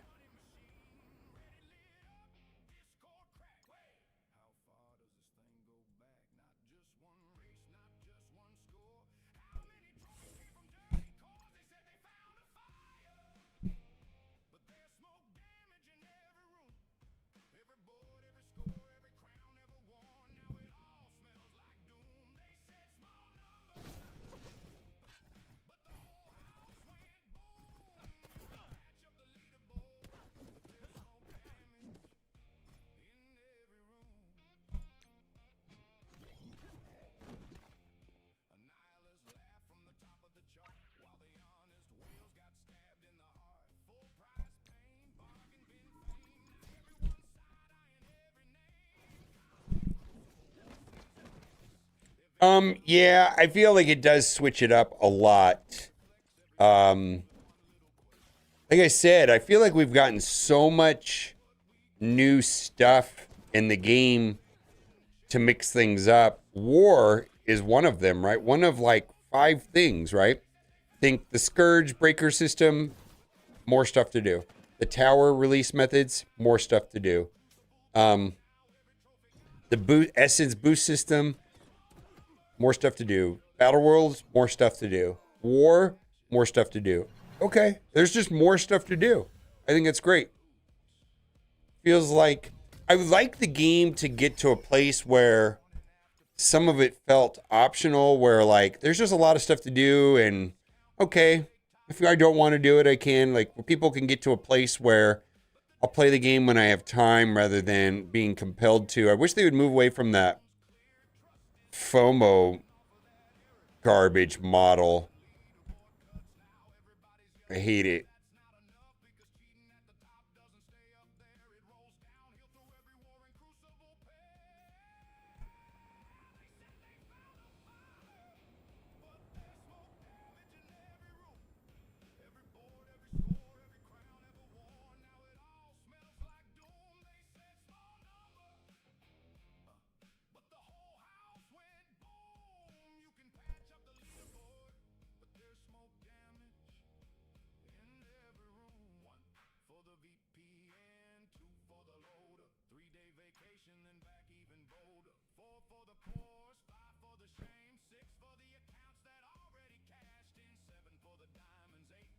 Oh, offer reviews, me too. We might be doing them. There's actually been some interesting offers, and I think if people start... All right, so let's do this.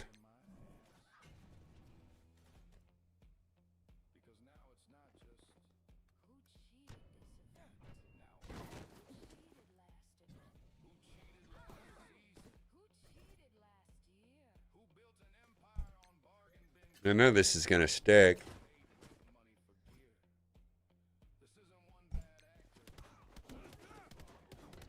Okay, now it will.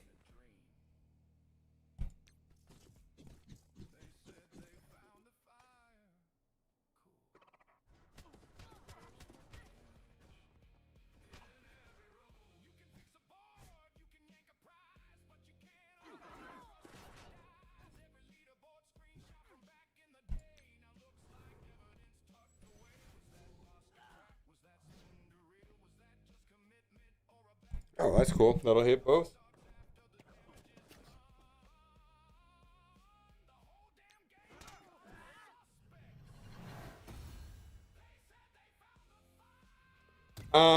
I feel like that's a dead game mode. I feel like that's just like the tutorial. The Nexus stuff. I feel like they gave up that a long time ago. I think that is just like essentially a tutorial. Every hero collector that I've played, that I can remember anyways, gives up on that game mode, whether it was Galaxy of Heroes or Raid Shadow Legends, Marvel Strike Force. They just give up on it at some point. It's just a tutorial.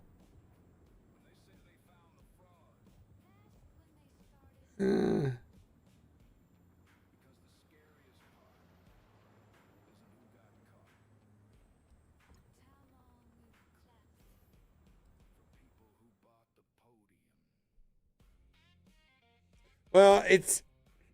I don't see them revisiting it, is what I'm trying to say.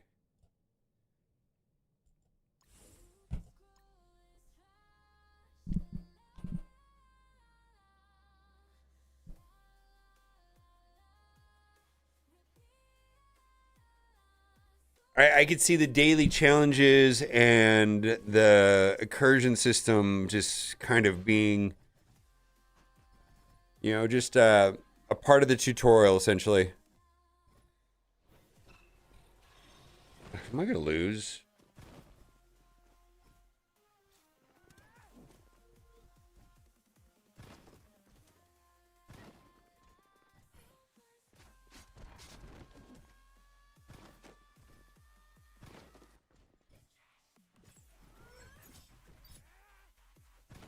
Okay.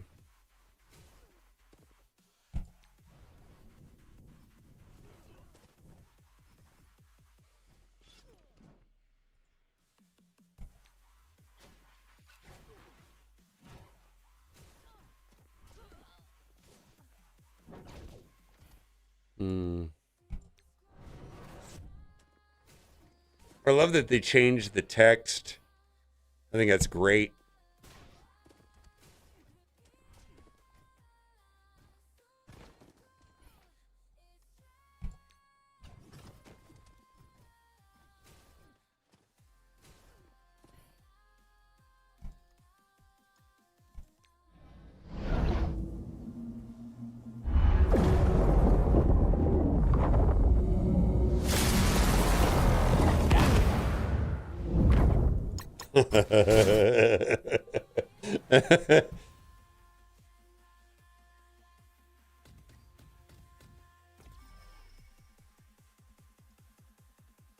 if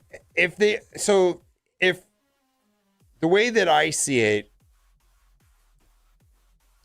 is the way that I would have done the campaign modes is that when they release a new 110, right? When we're all at 105. Then they release all the campaigns at that time and having all of it tuned for 110. So you start going through it, you start getting into it, and they do this every time they do a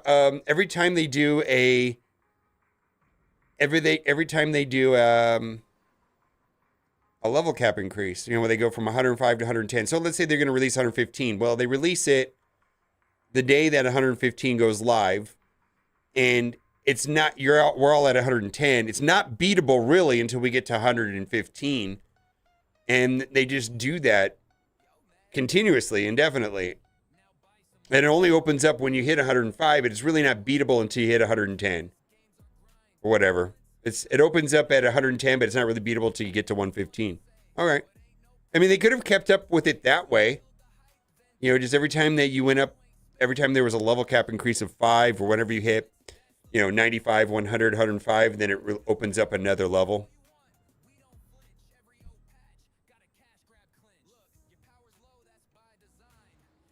Yeah, it's just the way they did it, though. Oh, how many do I have left? 2?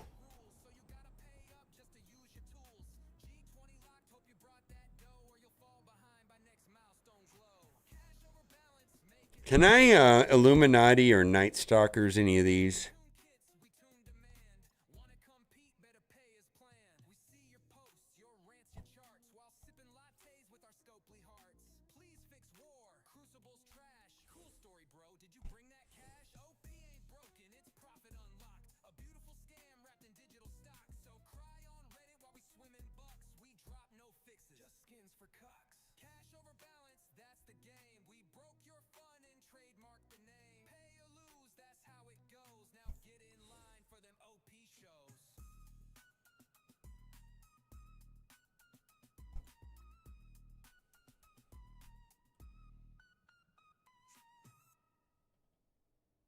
Yeah, but that whole game mode, that whole campaign mode is done by the time you hit level 30, and then you never engage with it really ever again. It's the same thing as in Marvel Strike Force. It's kind of dead.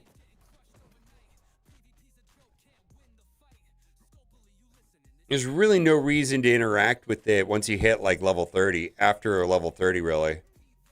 Maybe 50. It's just some point you just don't have to interact with it. It just doesn't do anything.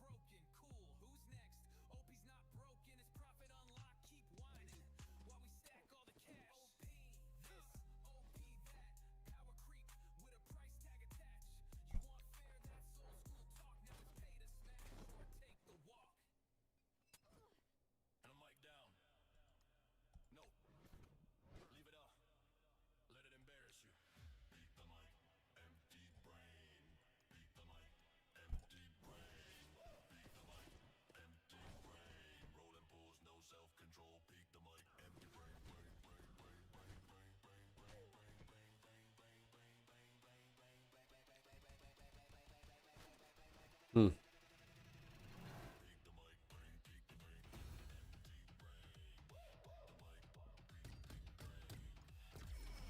All right, one last fight and we'll be done.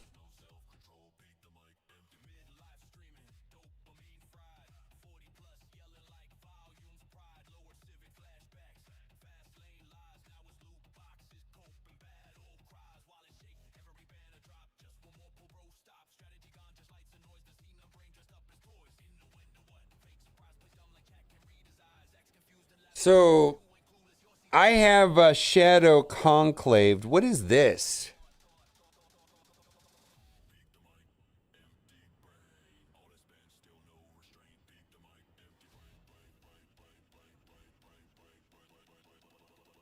There's Shadow Conclave left.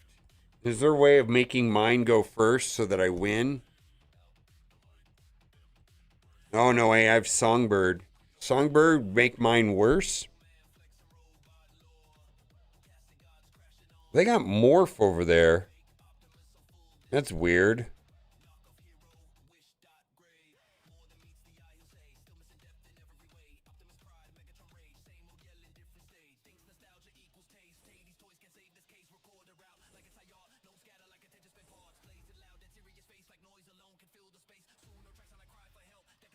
Oh, it's the defense everyone's running?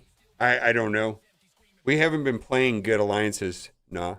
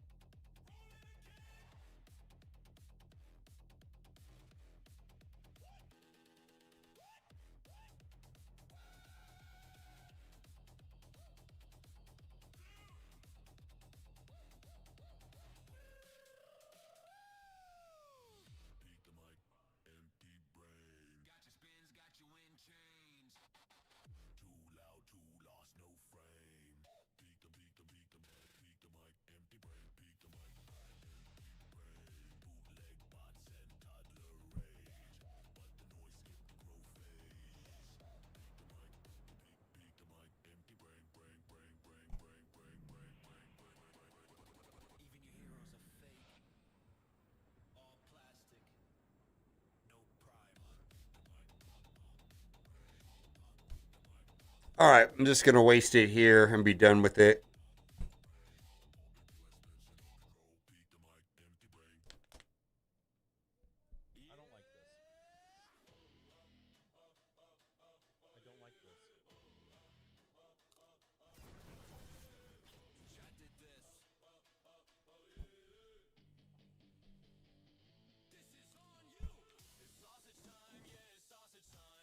New download code. How many do you want, OP Gamer? I feel like just play one account. I think you have like 2 or 3 accounts already.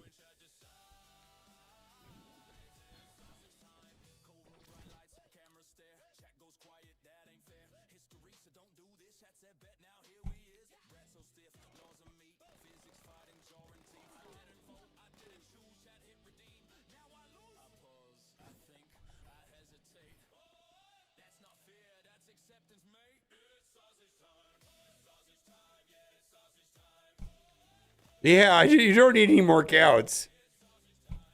It sounds exhausting.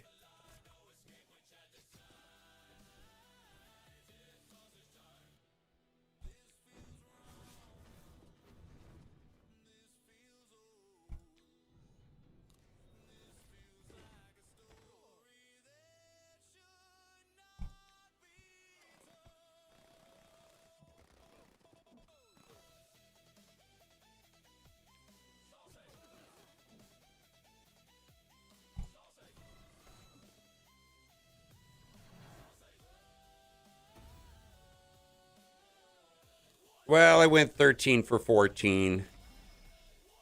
Actually, I think we might, depending on whether or not our alliance has full participation, we might actually struggle here.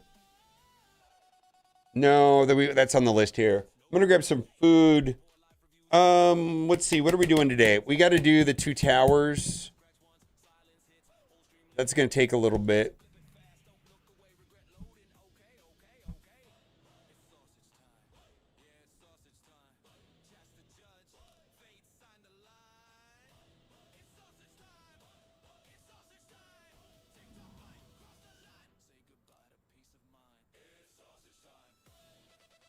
Well, that's what I want to do. I want to do arena.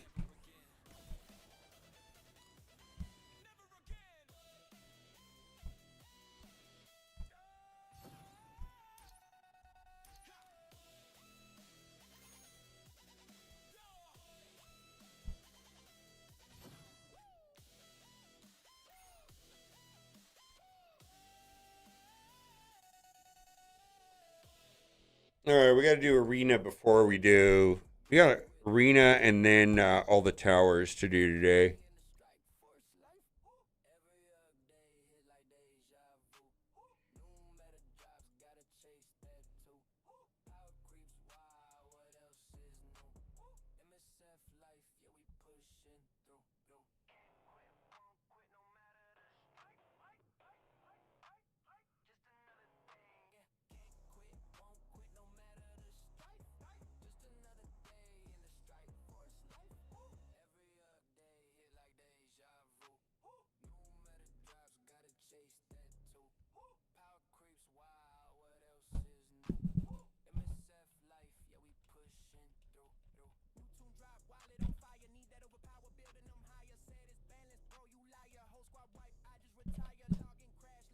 I got to play this. This was pretty cool. This was pretty cool. The character that I got to play was this guy right here. It was an interesting experience, and my eyes are kind of fucked for doing VR, but I still had a good experience where your shield's on your back, and so you take your hand like this, and then you just throw the shield, and then you hit a button that recalls it like Thor hammer. And then you have your gum on your hip, and then you just can reach on your hip and then grab the gun and shoot it like a normal gun. And then on this side, there's a hand grenade on this side. And that was like the coolest part. You get the hand grenade, you throw the hand grenade, and you could shoot the hand grenade. It's pretty cool, actually. My eyes are kind of fucked for VR, though.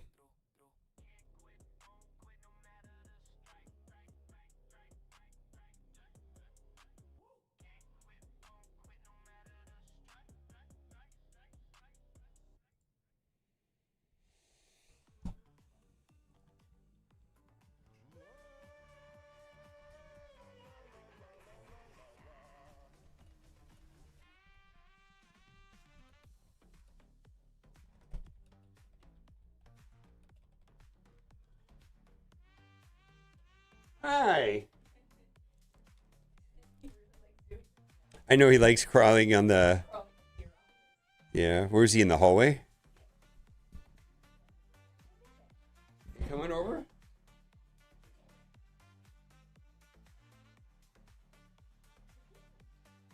Coming over? Yeah. He's not looking at me. He's looking at the cords behind me. There's cords behind me, and he's looking at that.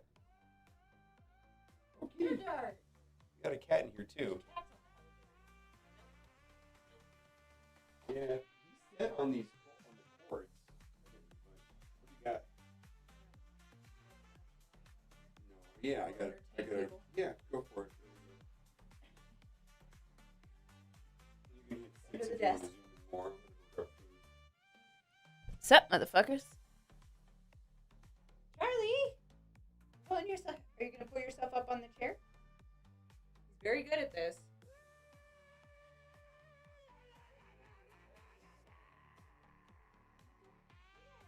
Good.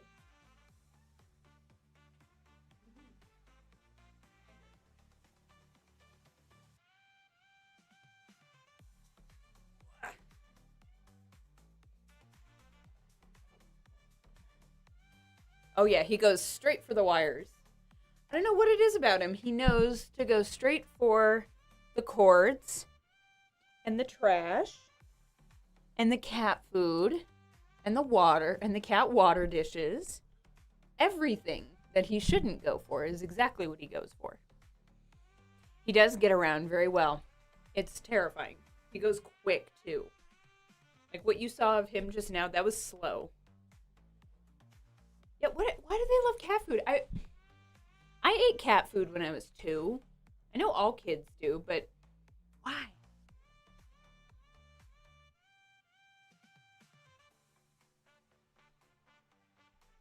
He does have more hair than Boomer. It's some lights it's blonde, and other lights it's ginger. I think he's got a little auburn strawberry blonde going on. Ah. Are you reading the messages? What does everyone say? You like all the lights? What else do you see? Dart. God, Dart just moved a whole ass monitor by rubbing it. Dart had to go to the vet this morning. So did Bean.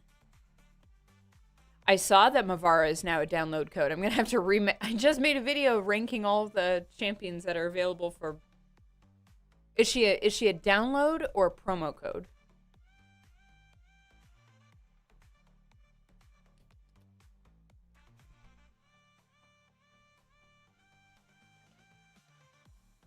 Ooh.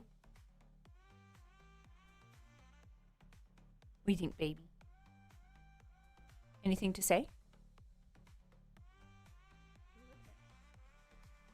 You see the lights when I talk on the Go XLR? I think that's what he sees.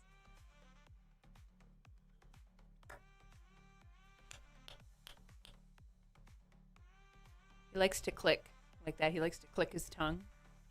And that's our call and response. He'll start clicking and I'll... Yeah.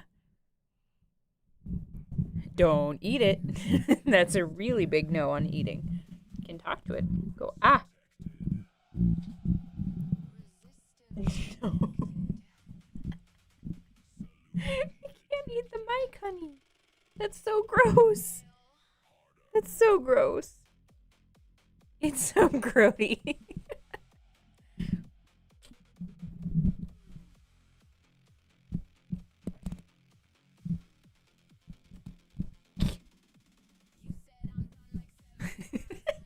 Nope. Mantis people? I mean, like I bite his head off after I get laid. He likes the microphone. He wants to eat the microphone. Oh. No. God, it's so much strength. No. Now he's like, now I really... Oh, talking clicks. Oh, okay, so Mantis makes sense. I was also comparing us to, like bats and their, echolocation. You can just kind of go. But Charlie would also go like do that sound, and I did it back to him. So between that and the clicks, I feel like a mama xenomorph talking to her baby. What do you say? No, not for eating. It's for talking. Make a sound. No. Why do you want to eat? Exactly, I'm the queen xenomorph. I do love xenomorph. Theoretically, we do Zodi. So, oh, it is tied around your ankle and you are gripping me with it. Sorry, that was probably really fun to listen to. We are going to New Orleans around Halloween, so we need to have like a New Orleans costume and then a real life trick-or-treating costume. I always wanted to do Jack Skellington, Sally, and Zero, because that's Boomer's favorite. He loves Nightmare Before Christmas, so I thought that'd be cute. But when Charlie and I are going to my book club, we have our Halloween. He and I are going to do, we're going to be Dr. Evil and Mini-Me. Just a little bit. Are you going to be willing to go full Jack Skellington at Halloween? Like I can do your makeup? Or is that too much? You don't want to... Rather just put on like a mask. You want a mask? Okay, I'll do a mask. And a hat and a baseball cap. Jack Skellington doesn't wear a baseball cap. I want to do like Jiv in Office where you just put F-A-C. Oh, Facebook. Book face. Video. Arnold opened his website. Oh, no, it would be book. Oh, yeah. Facebook. that would be It was face his face. book. Face face. Arnold opened his website. Oh, Charlie can be Dr. Facilier and we can all be his voodoo dolls. Holy shit, I love that idea. Holy shit. That is my favorite princess movie, is Princess and the Frog. Like, New Orleans is my, like, one of my all-time favorite places on the planet. And Boomer hasn't been, and he finally gets to go. It'd be so fun. Dada.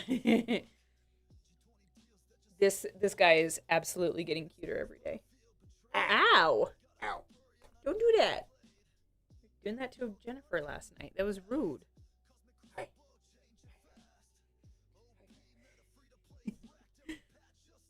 What are you doing, buddy? Look at this guy. He's so cute. He is getting big. We'll go to his pediatrician in like about a month. And then we'll see what percentile he is in. But he's a big boy.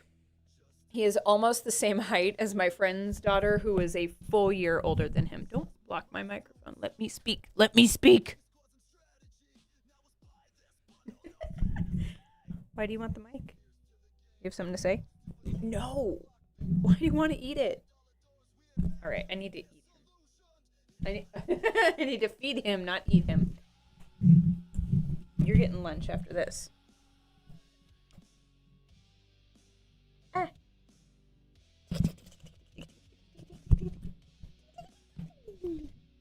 No. No.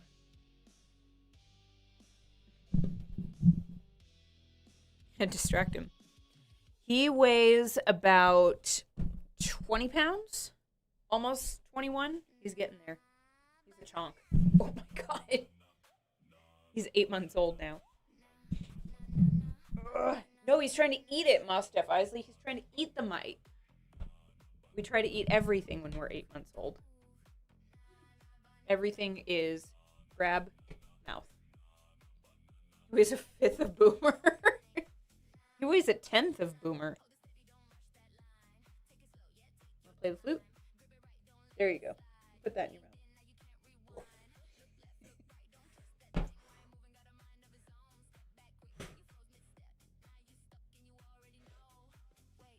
Blow out? Nope. So close. I can't. We're playing the flute. Do it. Ooh. Ooh. If he makes a sound with it, I'm going to scream. I'm going to be so excited. Ew.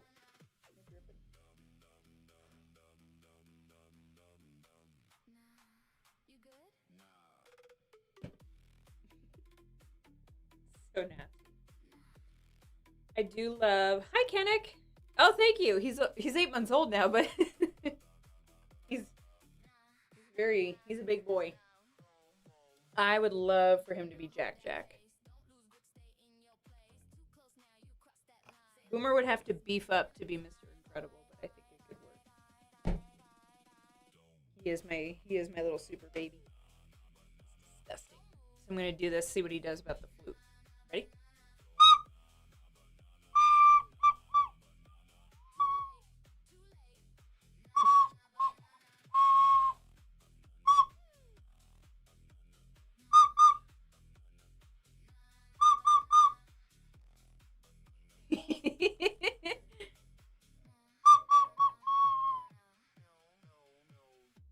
I can't wait till he's old enough to do that. You do? Do it.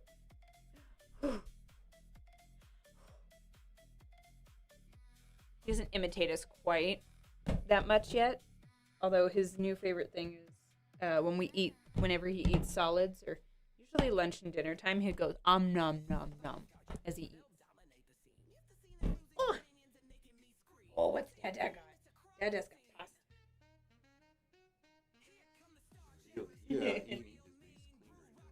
Yeah, it's gonna ruin his whole. So these aren't cargo shorts, but there's kind of like cargo shorts. They're close. We're getting there. I keep trying to find some. One of the first flute solos you ever saw was mine. That's awesome. I love that. Ooh. You stink again? Oh, just changed you, man. No. Say. Where are you going? Ah. Oh, now I see his website. Dart. Don't worry, Zodi. We do. All the time. Squeeze his cheeks constantly. When I went on a retreat in Malibu last weekend, so it was my first time, like, going somewhere without the baby. And, yes, he was fine, of course, because he's well-adjusted, and he was with my parents and Trevor, and he's fine. But when I was on my way back, I was, like, texting them my ETA. I was like, yeah, I'll be home around noon. And they said, okay, Charlie's ready for you. And I said, I'm going to pinch his cheeks and squeeze his thighs and smother him in raspberries.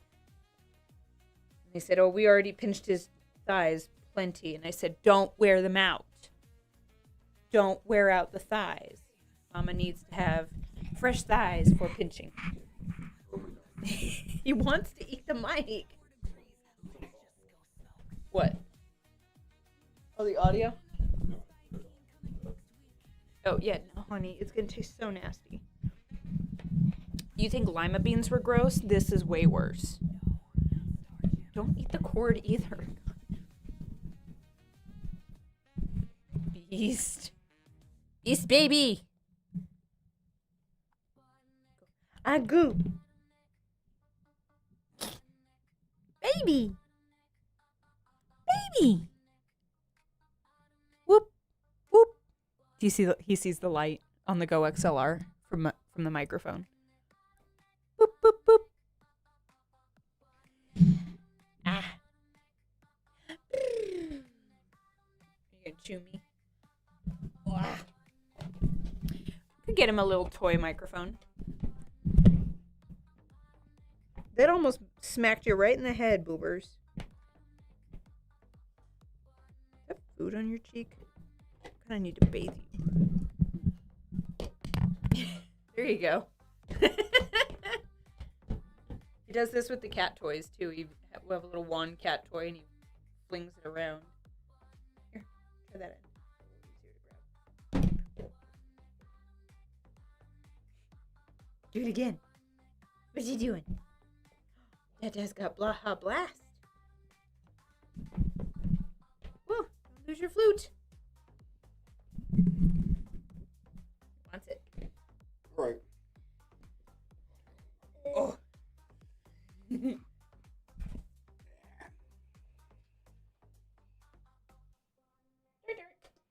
You're warm. It feels warm. Yeah, because he's sitting in the lights.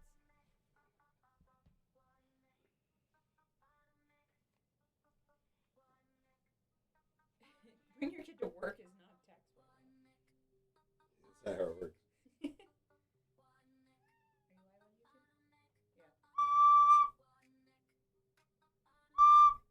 Cats don't like that. I'm gonna get him a bib.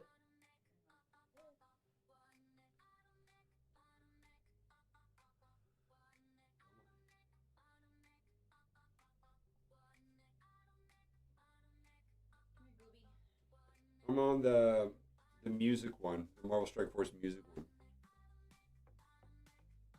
Okay, here you go. Hey, baby. All right. Are we taking the flute with us? Yeah. You don't want it anymore? You can keep it. Bye-bye.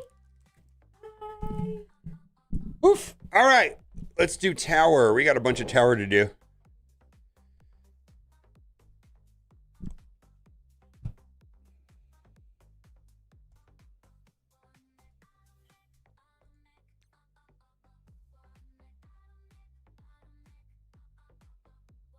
Oh, we got reset in 11 minutes. Oh, man, we're running behind today. All right, well, we'll start in the tower, and then we'll have server reset in 11 minutes, and then we will, I guess, unlock Athena, right? Oh, we can record a video about this. All right, Arena has changed a bunch, mostly because we are getting higher and higher powered teams with the symbiotes. Now, we're going to go through because a lot of the counters that I presented in the last video just stopped working, frankly, now that we have chunkier and chunkier teams. I'm going to say that this is the primary team that I attack with, unless I come across a team with Blue Marvel, and then we'll switch it up a bit. So I'm going to push forward. Let's see where we're at. And I think we've got a couple different teams that we can tackle here. Let's go after this team up here at the top. And we're going to just go through it with this team exactly here. There was a team that I was using with Damon if they did not have Venom. That doesn't work anymore. Non-Professor X teams, I still believe that you can do the Nick Fury thing, and if we come across that today, we'll take a look at it. The main thing, as far as I'm concerned, is pretty much always special with your null. That seems to be the main thing, and to focus on their Professor X. So we're in a little bit of trouble here. You can see, we're down a little bit, but we'll pull through, and I'm just gonna go. I'm going to target all three here. I'm going to hit the special here. And Carnage drops, and then when they drop in the red, we get turn meter. So I'm trying to get as much turn meter as possible. Not going to risk it. Well, let's go here. Other thing, too, I want to say Venom's basic. Super, super strong. We're not going to do that, though. I think that I can get several deaths here. All right, well, we're still getting tons of turn meter. Maybe that was a mistake in not taking out null. Also, the team slot thing down there, which you turn on in the advanced settings, is quite incredibly useful for sure. And then there's times where I just use Venom's basic. I was a big fan of Venom's special, but now I've turned into a fan of Venom's basic for sure. All right, I just wanted to go and do that team there first because I don't see a lot of Storm. Well, there it is again. There she is again. So let's just see where we're at various parts. Let's go into 12. This is a common configuration that I was seeing. Now, what I do want to note is yesterday here in room 13, I did try the old Damon team yesterday because they are not running Venom, and I got wiped. Damon just doesn't work unless I get a double tap, which is kind of a sad story. So we're going to continue along with this team here, which I think is going to be the best choice unless we come across a Blue Marvel team, and then we will make work with this guy right above me, Silver Surfer Breaker. Someone asked me earlier today would I gear tier 21st, Breaker or Storm, and I do use Breaker in Arena from time to time, but I think that Mighty Storm I use more elsewhere in the game. All right, it's very important to get the vulnerables over there if you can. I mean, I'm just like when Quicksilver runs early, I'm always looking to see where my vulnerables are. All right, fantastic. We're going to focus in on Professor X because that's, the two big threats over there are going to be Professor X and Special, of course. Professor X and Carnage, or not Carnage, Professor X and Null for sure. I just like hitting multiple targets here. Let's do it. There's that. There's that way of finishing the match, right? Okay, then. Venom is so strong. Oh my god. Sometimes we get like kind of bad-ish reworks. Like I feel like the Hulk rework has been largely disappointing, frankly. It has not been that exciting. Compared to Venom, let's say, has been very good. All of these teams are more or less the same. I find the Storm team a little bit scarier than the one that I just did. So, in interest of advancing my way through, try to get to number 1, we're going to do that. I'm hoping that I'll see a Blue Marvel team on defense, and I'll show the strategy that I use on Blue Marvel. It's a little bit different. But the arena largely has become, on my shard anyways, a little bit more, everybody's kind of running the same teams, it feels like. And when the Symbiote 6 were first introduced, I feel like it was a little bit more, well, we could have a problem here. Actually, this might not go well. I'm looking at the turn order over there, and that is not good. Yeah, I think we're gonna lose right here. I think this is gonna be a loss. Yeah, I don't see this going well. Nope. All right. Well, let's take a look. Was there a non-Professor X team? Did I see a non-Professor X team? Oh, right there. Okay, number 10, no Professor X. All right. So this team is actually beatable with this right here. In fact, I think it's a tad better with Human Torch. All right. Well, this is an extra one to throw in here. All right, like that. There we go. Yeah. There we go. Now we got to go all in on Null. We just can focus fire Null from the start. And we got to do this special on Nick Fury. Now, this is where the beauty of this team shows up here. You can see the turn order right here is in a way, but then as soon as you give everybody in the team speed up, the turn order of who goes where completely changes. And 100% focus in on Null. Null, all the way until he's dead, right? We got to make, because if he tanks all of it, it's a problem. It is a problem. So we're going in.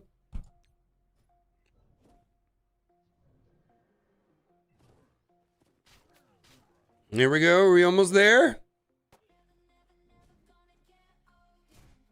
Are we going to lose? Yeah. So there you go. Yeah, we didn't get through Null. I think that was a loss. All right, fantastic. So this is the Nick Fury team.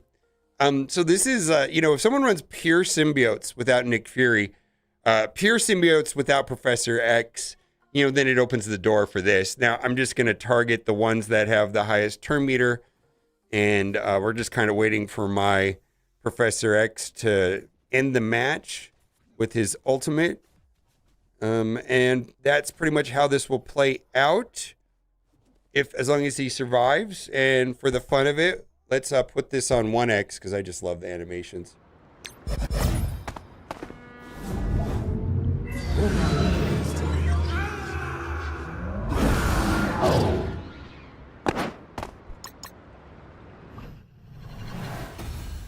That's his good game. Good game. That's what he's saying right there. Yeah, he just ends the match. Okay, let's move forward. Hopefully we get a... okay, Blue Marvel. This is what I was talking about. This will be the team that I use with Silver Surfer Breaker. All right, and there is a way of losing this, but I will kind of explain what happens. Now, when we go, if my Quicksilver symbiote does not put vulnerable on Professor X, kind of creates a situation where we lose. So we're going to be watching for that. I suppose I could change him to a skirmisher to ensure that that happens. I've thought about doing that, actually, because it's kind of frustrating when he doesn't get it. Well, he got 2 vulnerables there, but if he didn't get a vulnerable, potentially a loss. So what we're waiting for now is for my Breaker Silver Surfer to go, and he has to be Striker. And if he's Striker, he's going to double tap Professor X for the win right here, right?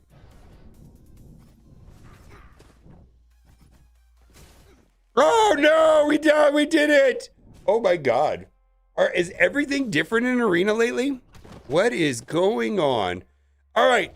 Normally, the way that plays out, the normal way that plays out is that Professor X dies right there. And the match is over pretty much. Well, we got lucky. I'm telling you right there was a chance of losing. But we got lucky that this played out. So we're going to finish this off. We're just going to go and hopefully get a lot of turn meter with null. All right, we're going to go right there. We're just going to continue to focus on Professor X. And what I mean by turn meter with null is we do the special to bring out Carnage, and so technically we're getting the turn meter. Now, I'm going to do this basic thing.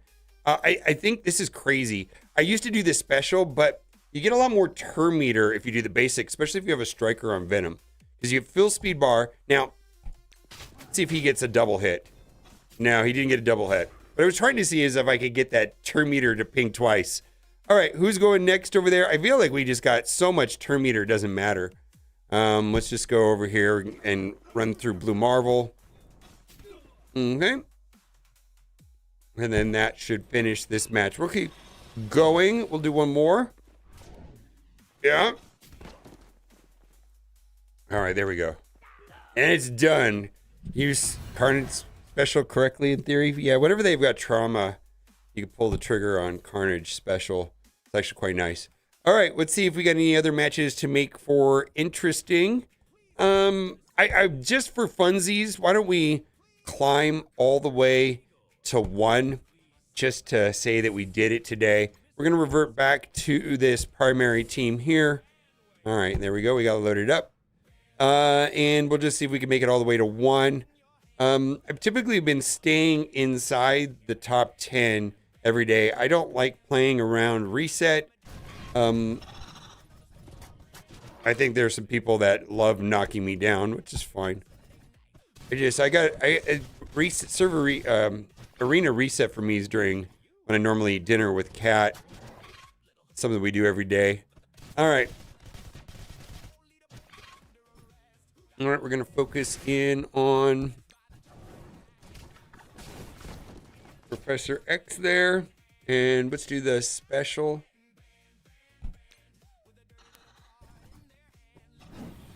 Trying to get as many of them into red. Oh, we got 1 into red. That's going to give me a turn meter. What I'm going to do here, we're just going to get rid of Professor X. Basic. Ooh, we got a double tap, so we got that twice. You're going to see he's going to go back to back when that happens. That feels so good. I'm just going to do this and see if I can wipe 3 right here, or at least knock 3 of them into red. Yeah, we did. Fantastic. No better status effect than dead. All right. All right. Yeah, I feel like once Carnage comes out from Null Special, Arena kind of just takes care of itself at that point. Okay, we're going to go to number 1. See what team we have in 1. All right. I'm not going to spend the 25 cores. This is the same match. It's the exact same match. This one here, I'll run that team. This one right here, I will run the Silver Surfer Breaker team. All right, bye for now.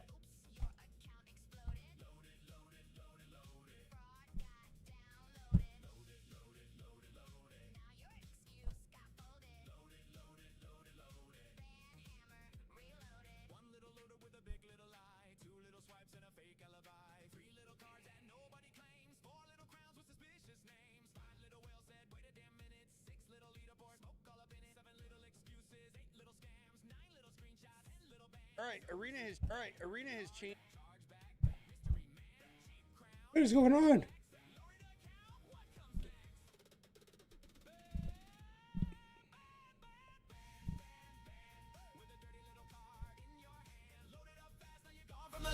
Everybody singing like Sir, do you recognize this purchase? No. Sir, do you recognize this card? No. Sir, do you recognize this account? Sometimes. Sir, why does your roster look like it robbed a bank at 3 a.m.? Alliance milestone. They're getting banned, banned, banned, with a dirty little card in their hand. Loaded up fast, now they're gone from the land. Everybody singing like bam, bam, bam, bam, bam. Bought a fake crown from a discount man. Swipe went boom, now the smoke alarm ran. Everybody point and say bam, bam. Swipey swipe, bye bye. Receipt got wings and it learned to fly. Clicky click, uh-oh. Where did the top of the leaderboard go? Loaded, loaded, loaded, loaded. Oops, your account exploded. Loaded, loaded, loaded, loaded. Ban hammer, reloaded.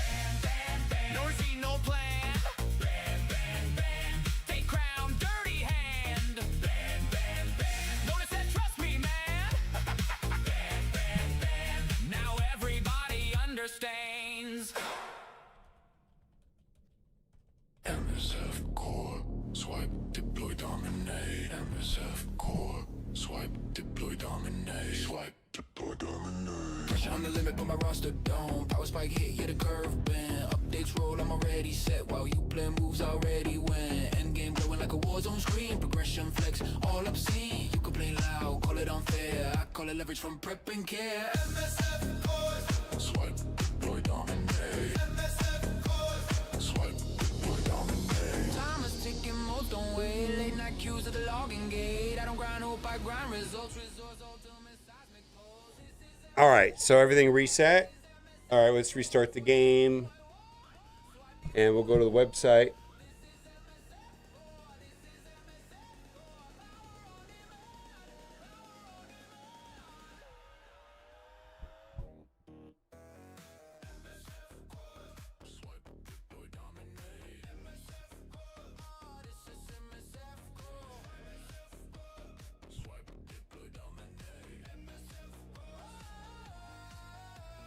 Checks on fire, someone mad again. Balance talk, every update and boss still standing, you still stall. I hit, execute, handled it all. Respect the grind, yeah, cool story, bro. Ooh, 5 shards, and then another 5 shards. 10 shards, okay.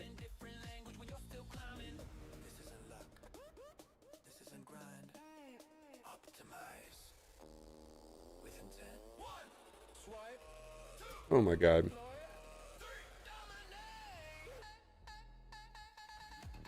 I love pop-ups.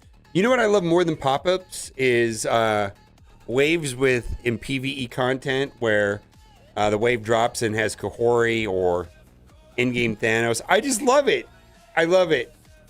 Super chunky in-game Thanos plus Kahori nodes are the best. Let me tell you.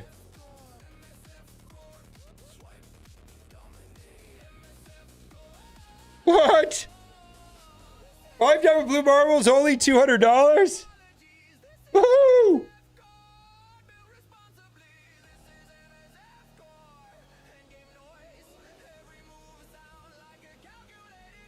All right, let's find that offer. How did we get the 5 diamond?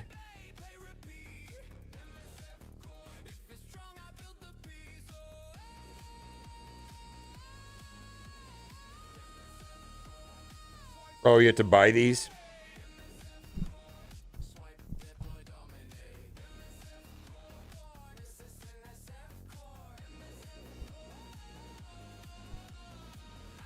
Hey, how about this? Let's have the game not freeze. Holy shit, I just restarted it and didn't even do anything. It just froze. All right.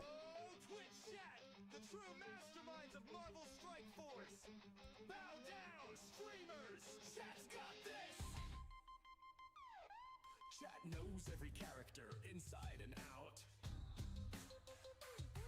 Their knowledge undeniable unless it's wrong. Chat's got the strategy guaranteed to win, except when it flops, then it's just bad RNG, right? Chat knows more about Crucible than any stupid streamer. Chat knows more about war than any stupid streamer. They've cracked the code, they run the show until it fails, then whoops, streamers fall pro. Yeah, I thought Athena would be to sale today on the... I mean, that was the... Only on the web store. There was the early access for Athena was supposed to happen on the web store.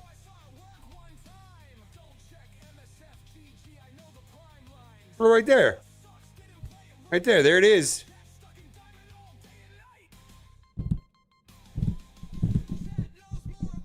What?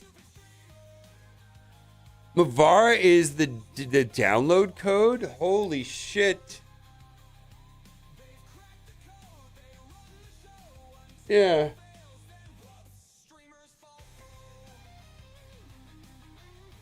Yeah, there's another one right there. $30. Buy all of them.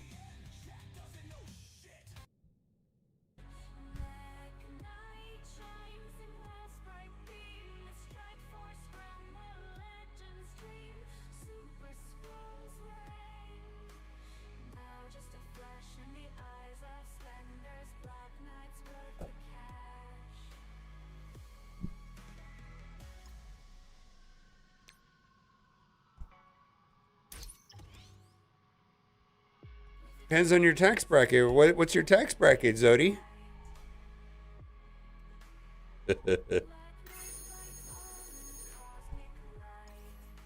It's still $80. It's just how much do you save in taxes, right? If you pay 10% in taxes, then you basically you're going to save that much in taxes, right? 10%. If you're in a 30 or higher percent tax bracket, that's when it becomes a thing. And it's also not just your tax bracket, but it's cutting off income from the very last dollar you make. So how much taxes are you paying on the last $100 you make, let's say, for the year?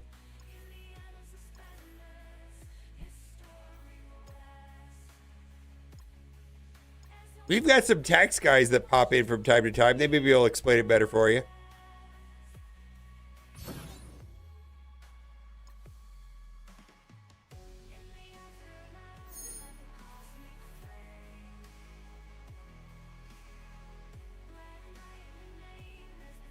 Yeah.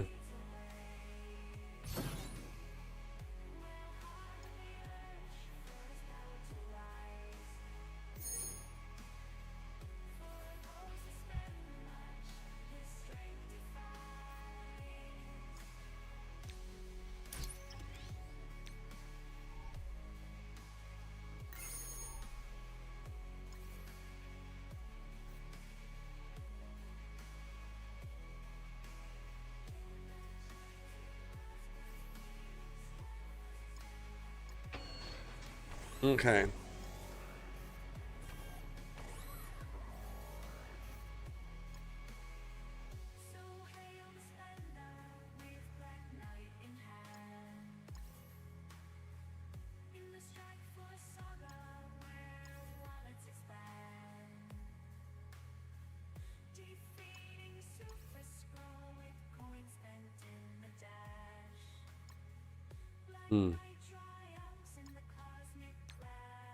Well, hello there.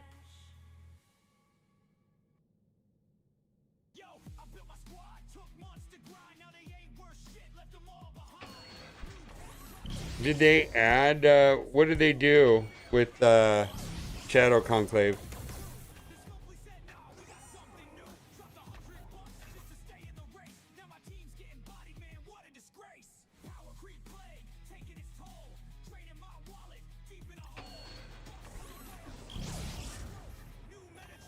Well, let's talk about this $200 thing.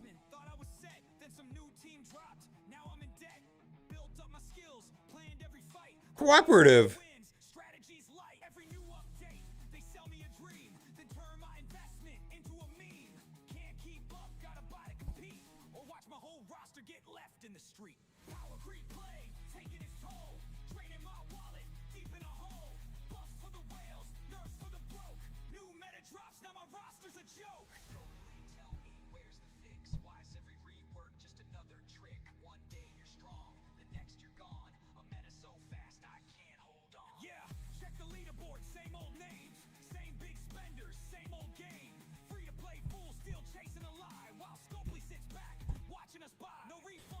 Shadow Conclave is now farmable.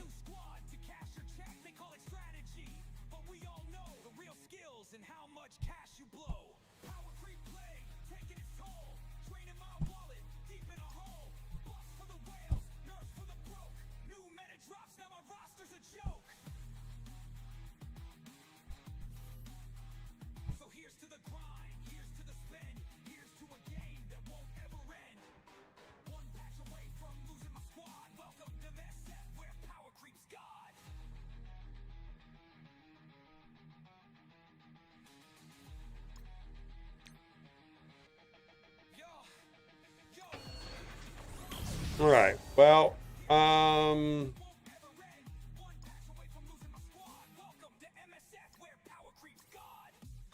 fantastic, right?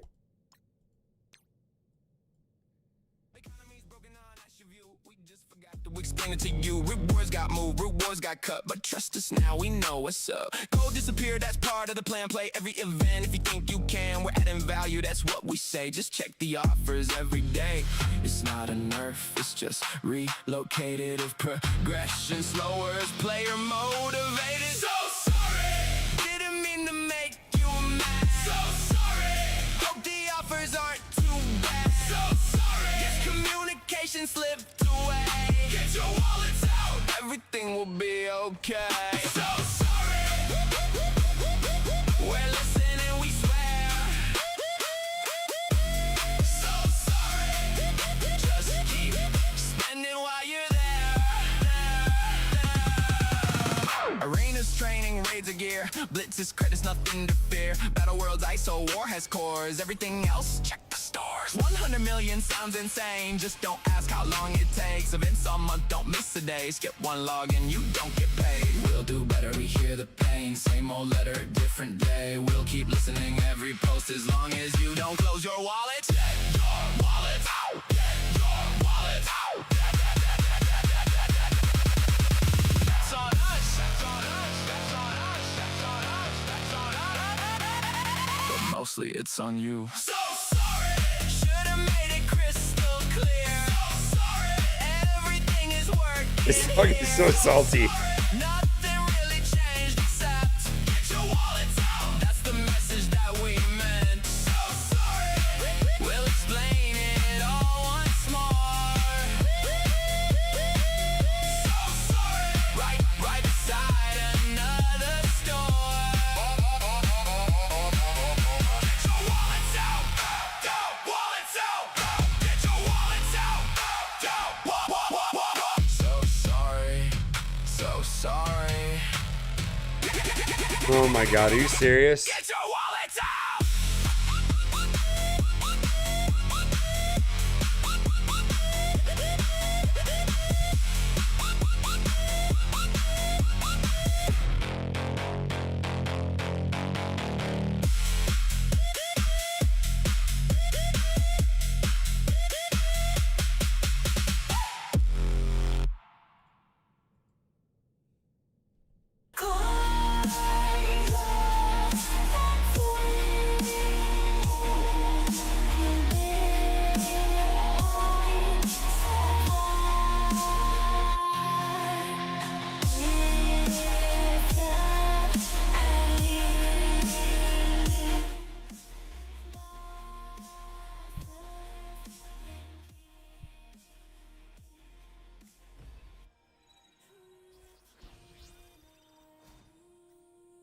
All right, let's take a look at.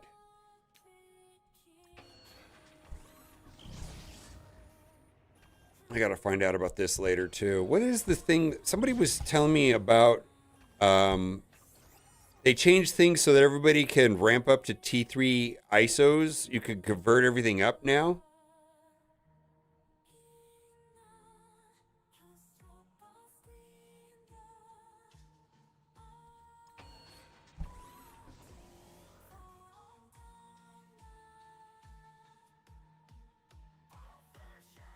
Oh, I think you should build up Iceman yourself, TD. That's what I think. No, I just upgrade the characters I think that are likely to get reworked. Iceman, I feel like every Pride Month they do some sort of promotion on Iceman. I think Iceman's a character that they're very likely to upgrade. That's it. Nothing more.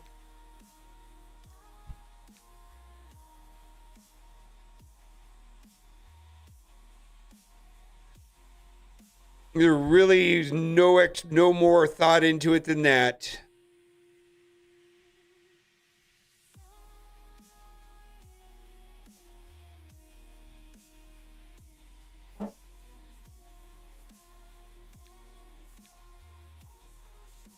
I'm dead serious. Mr. Sinister, I just didn't have him at 3.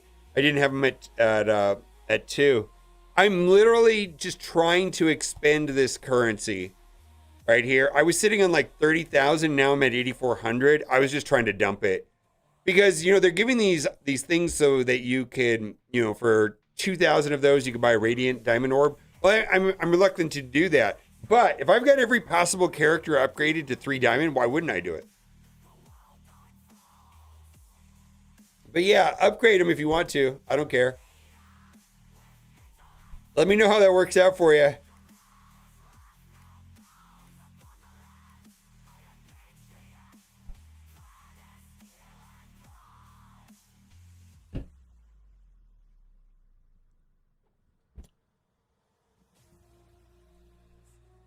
Yeah, because I pump and dump implies that I profit somehow. I guess I get amused. Does that count?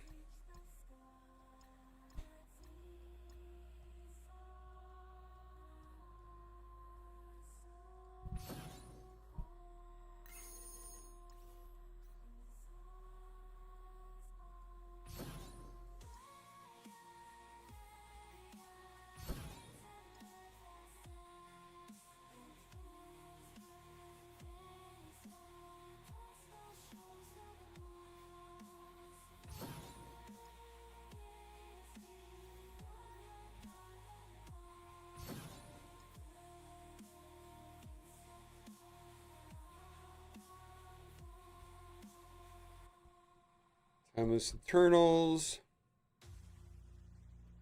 $200, yeah. Yeah, probably. Yeah, let's do that.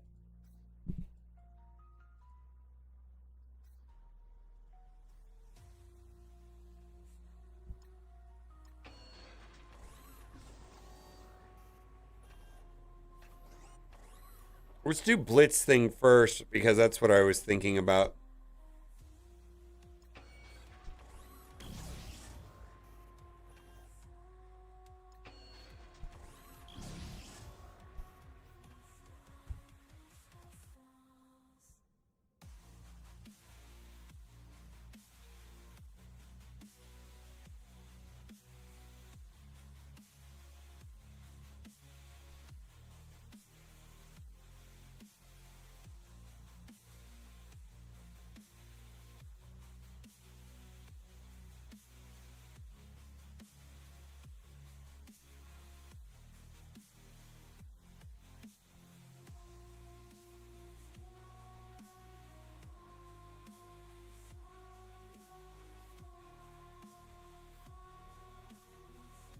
So the devs just posted this, right? Athena's 12 days of free claims. Celebrate the Royal Athena with 12 days of special free claims on the web, starting just today. Head to the web every day, grab a new free claim featuring brand new day orb fragments, gear takedown orders. Day 1 bonus, you get 5 character shards. So it was a total of 10. Plus day 1 includes enough fragments to a brand new day orb, a gear takedown orb. Okay. So go to the web store. Oh. Oh, here we go. Thank goodness. Because I made my video yesterday. Hopefully it was accurate. Heard your feedback and want questions around the Spider-Man Descent Tower Passes milestone skips. Want to address them today? Rewards are determined after the Spider-Man Descent Tower event ends. These rewards are not granted immediately when purchasing an offer or calendar. Once the tower ends, we look at the highest milestone you completed and apply the benefit from each eligible offer you purchased. So that's huge. Let me explain why. Because some of them say reach milestone 10. Well, if you reached milestone 10 by purchasing those tickets, that doesn't count. You actually have to hit milestone 10 on your own. If it says complete all milestones, to get the full benefit of that offer, you had to have finished milestone 20 on your own. I think I presented that very clearly in my Vista video yesterday.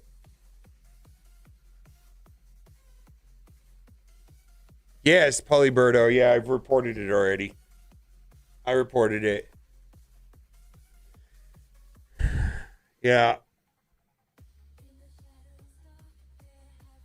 Once the tower ends, okay. If you have not completed all the milestones required by your offer, you'll receive the contents of the unearned milestone covered by offer. In this case, you will not receive the Ultra Car reward for that offer. Yeah. If you complete all the require milestones for your offer, you receive the full Ultra Core amount listed on that offer instead. Multiple eligible purchase stack. Each qualifying offer will provide its applicable benefit based on your final tower progress. There are no partial Ultra Core rewards. Yeah. Ultra Core will be distributed within 14 days.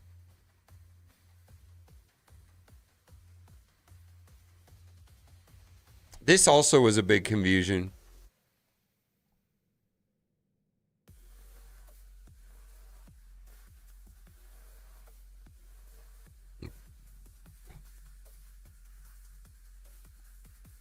Yeah, I posted it. Let's see if they responded.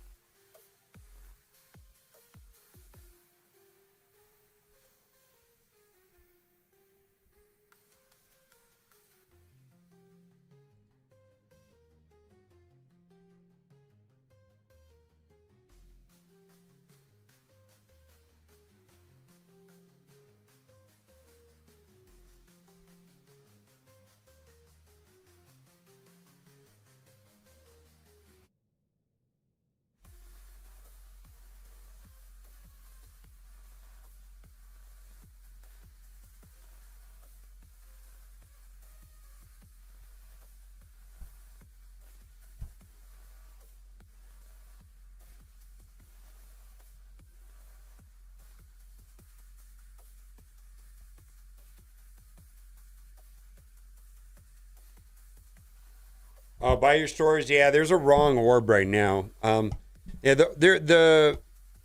if you bought the offers for Athena, you're kind of it's kind of borked right now. They have the wrong orb in game, or they don't have the correct orb in game. So I've reported it. I don't know if they know about it. I didn't see any smiley faces or anything on my post. I feel like most of the bug things are being addressed on the main Discord now anyways. Like everybody's got similar access or directly. All right, let's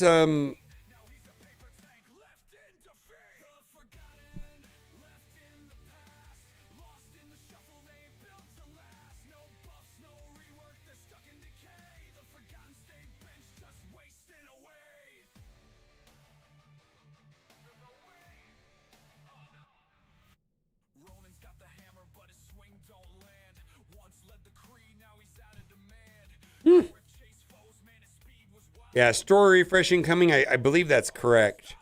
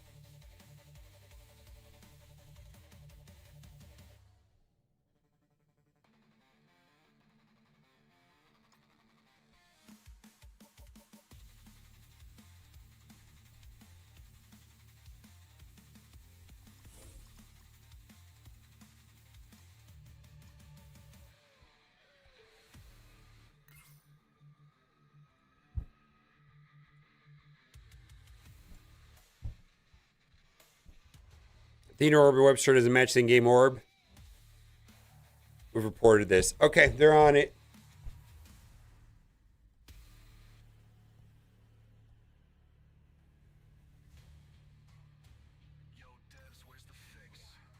I haven't finished the tower. When I have finished the tower, then I will look at the orbs. My plan today was to finish the tower. We've been streaming for 3 hours and I haven't even got to it yet.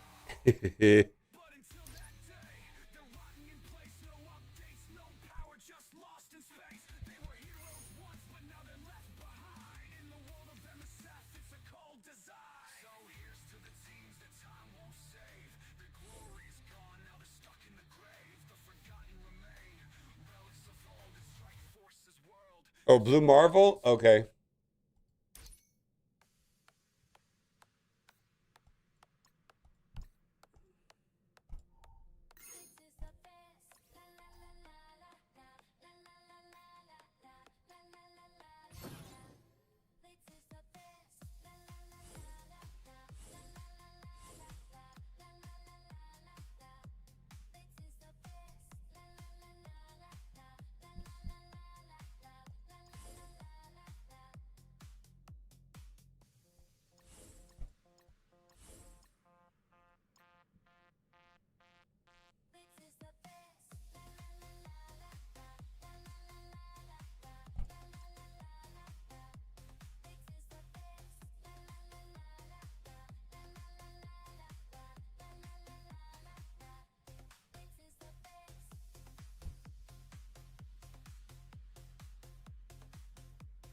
Yeah.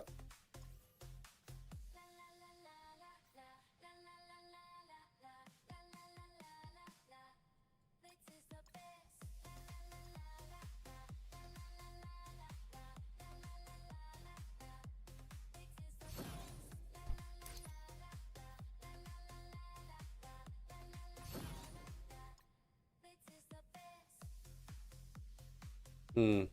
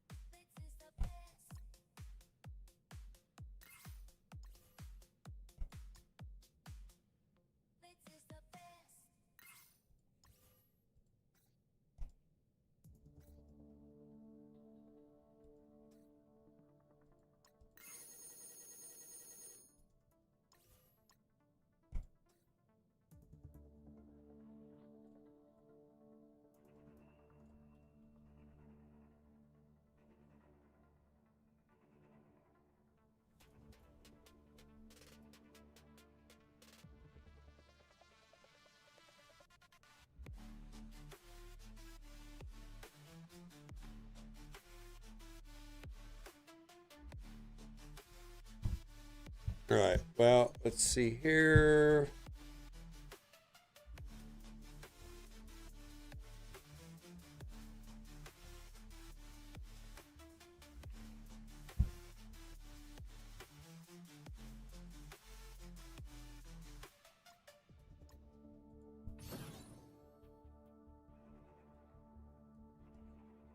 Five diamond is only $200.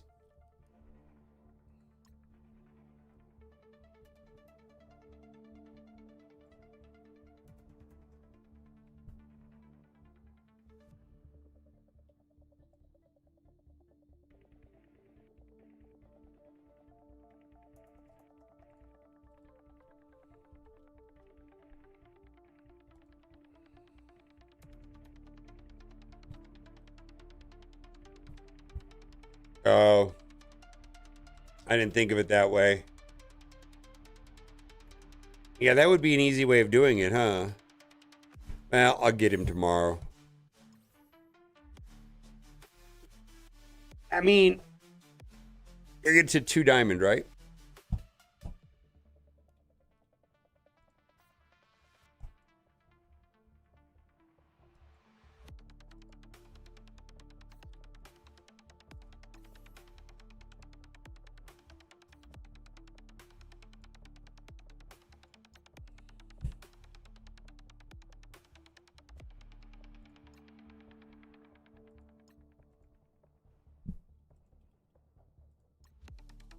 Yeah.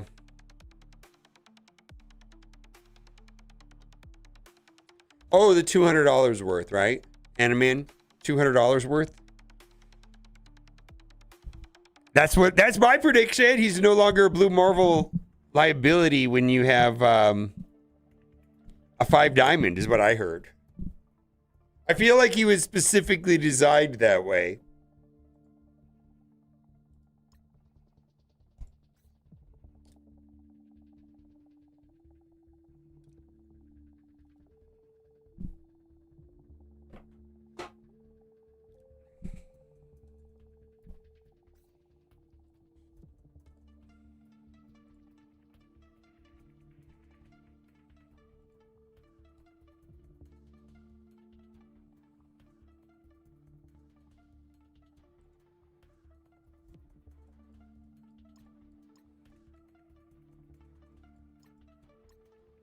Well,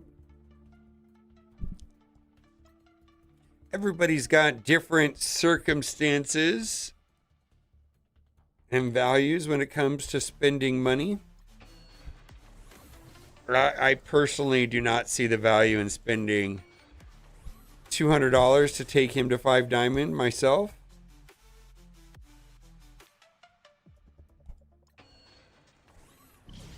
After careful consideration, I've decided to not spend the $200.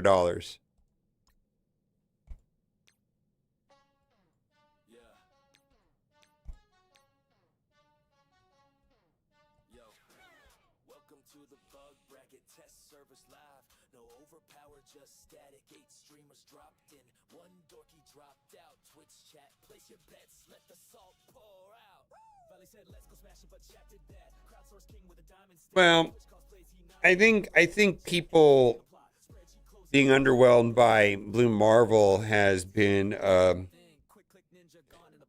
more of an issue than what you said about Damon, frankly.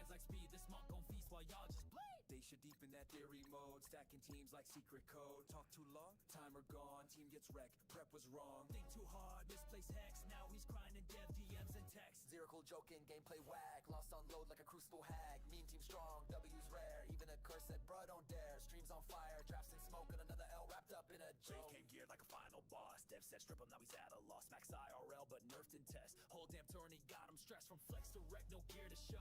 Now he's cranking, cursed on scope of these flows. Malekith and High Evolutionary.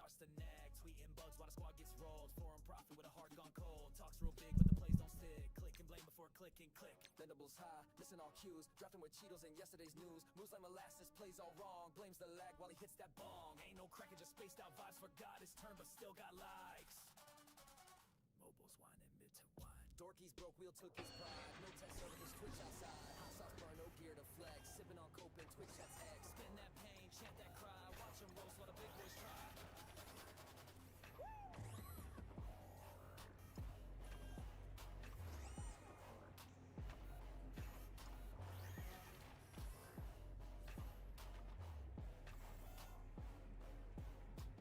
Test service lit, it's a buff for the crew. Free upgrades, max stars, brand new view. All boosted accounts, it's a win parade. Except for Dave, he already paid. Built his roster to real. The question is, do I really care about Malekith that much?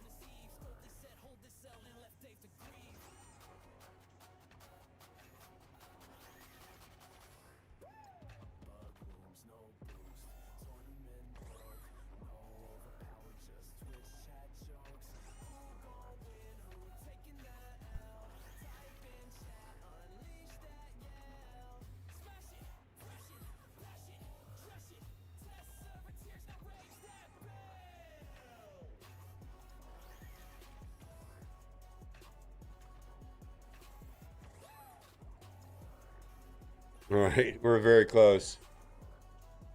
Oh, here we go. We're going to get it no matter what. All right.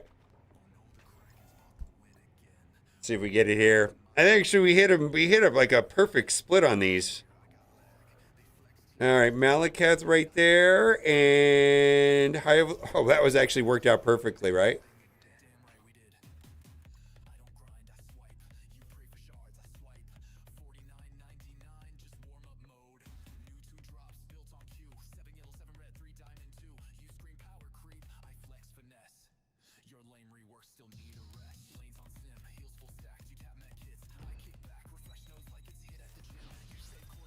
Wow, look at that. Almost 1 million power.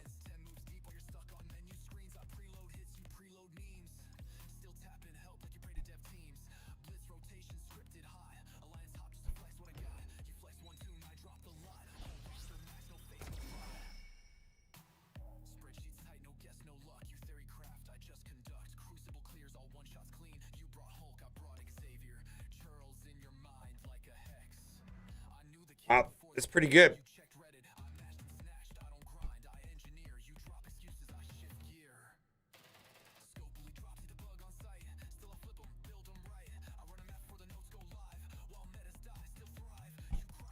Oh my god. Someone at my door, or is that cat?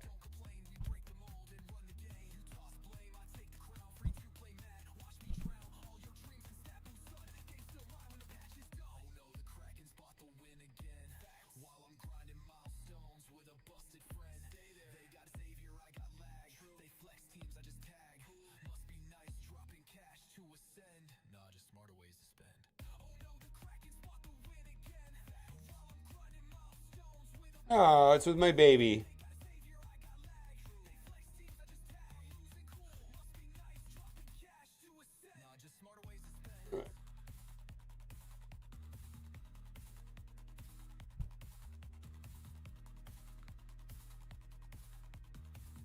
Mobile, how are you? Absolute legend. I don't know what to tell you. Cat is great. Cat is great. She was here on stream for a little bit when I was eating my lunch. All right.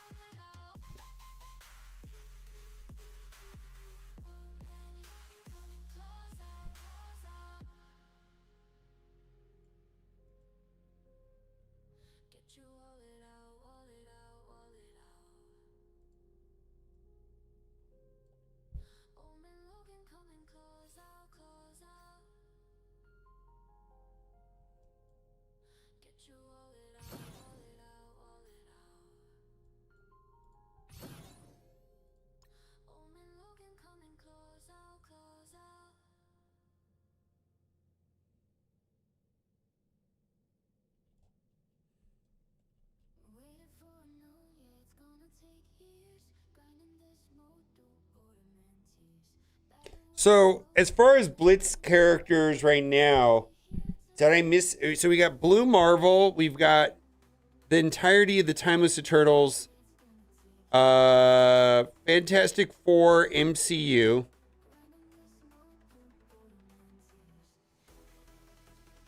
Blade, and the last one is Quicksilver, right? Did I miss anything else?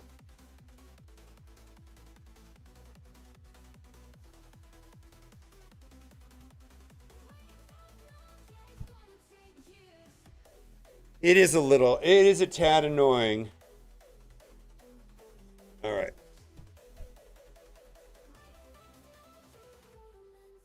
certainly interesting that they went this direction. I'm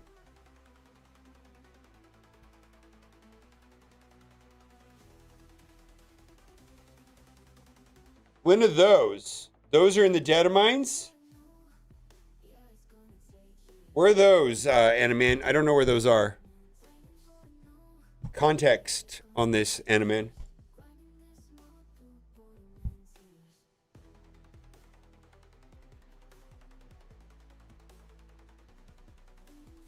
Tomorrow's leaderboard, and then okay, so that's not set up now.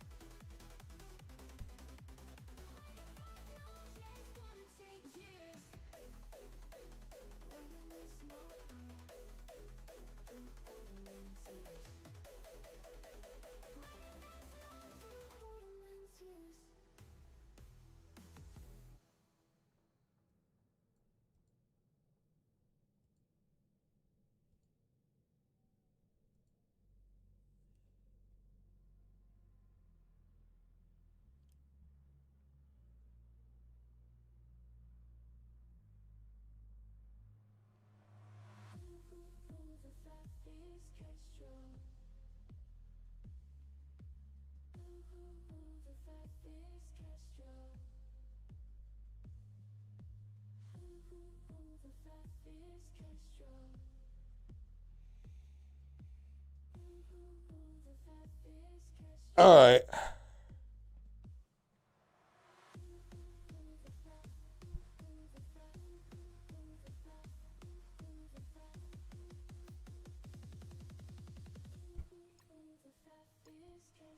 I gotta tell you, the only thing that I like more than this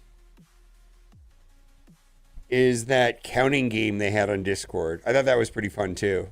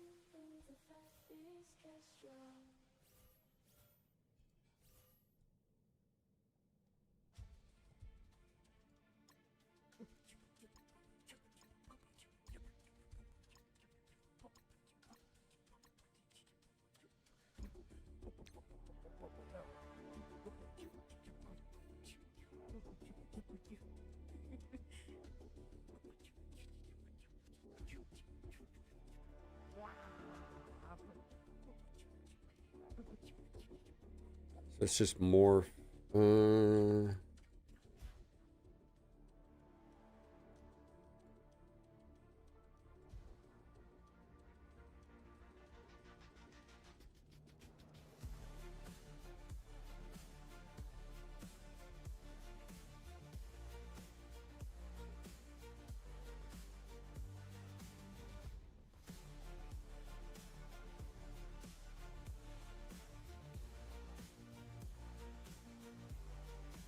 Does anybody have a blitz code for this stuff exactly? I kind of feel like that's where we're headed.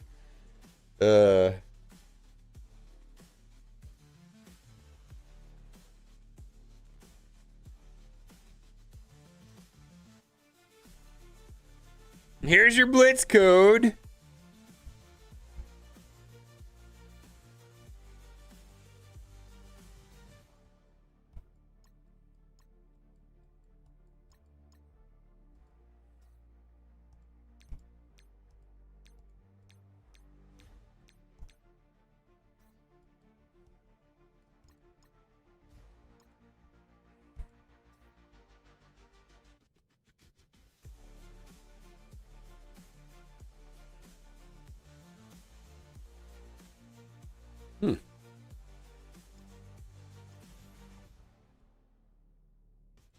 I'm glad I saw that.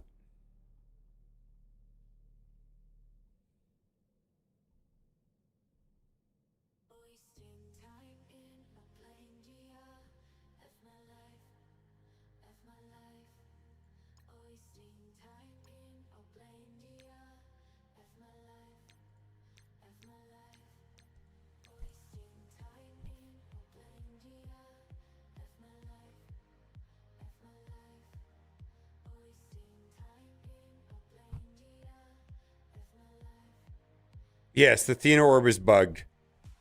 We'll talk about it right now.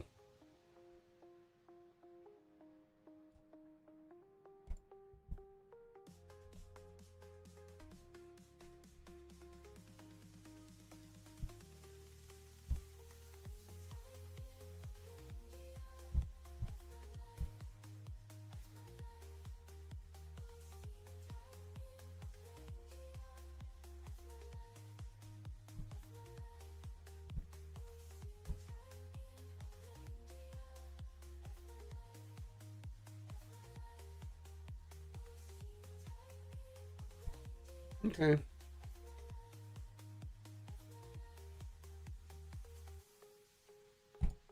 All right, we got a bunch of things going on in game right now. Like a lot of stuff went live right now at server reset. We're going to go over them. One of the biggest things is there's going to be access to diamonds and red stars on, what the hell is this? Here we go.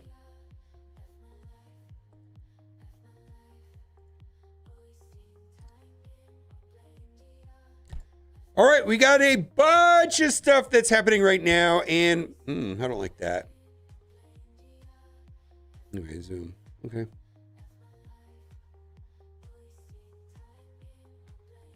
All right, we got a bunch of stuff to talk about today. We've got a bunch of events with blitzing so that you can get access to a 2-diamond blue marvel, or if you're inclined to spend $200, that's right.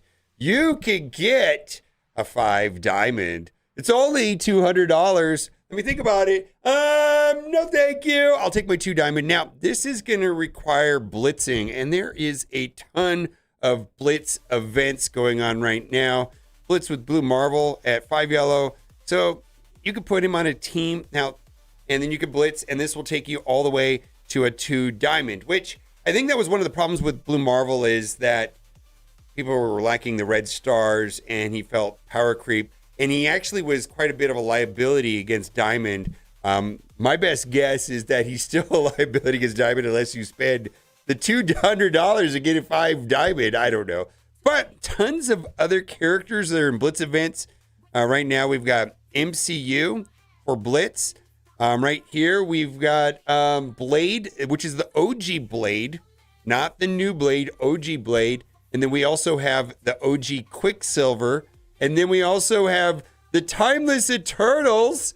And then we also have, what is this? Kingo and Quicksilver, OG Quicksilver. And then tomorrow, we're going to have all of this.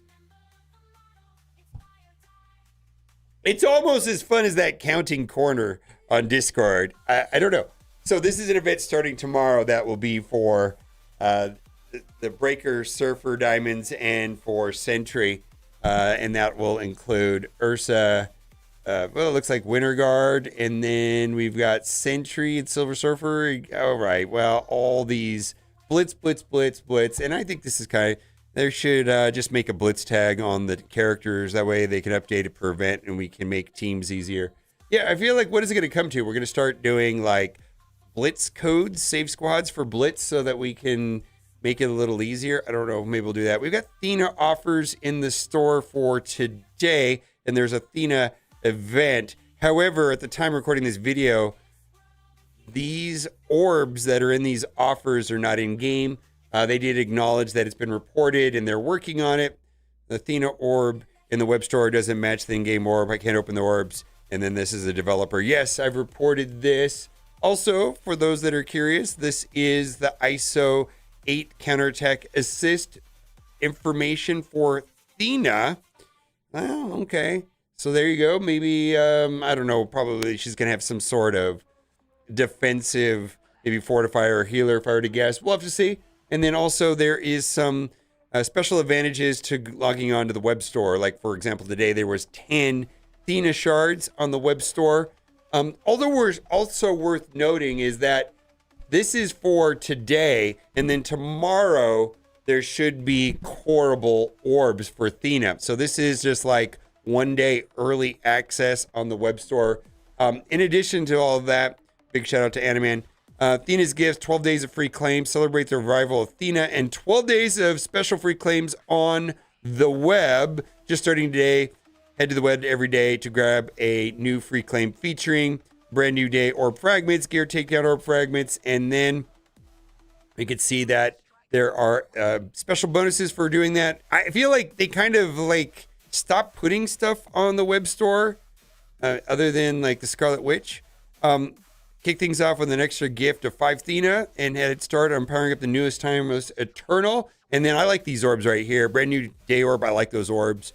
Gear takedown orb. And then this will be up on a daily reset.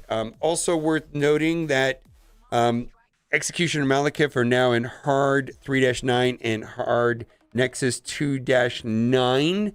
And then I was able to use the Versus orb to finish off not only Executioner Malekith, but High Evolutionary. So that was fine. It's interesting that they're replacing like Daemon and Swordmaster. Those are still available in game shop credits if you got them. And they put out a whole post. Now I put up a video yesterday. Essentially, I think the information in my post from yesterday was accurate after rereading this. And we're just going to go over it together because I do think that these tower passes are a money glitch.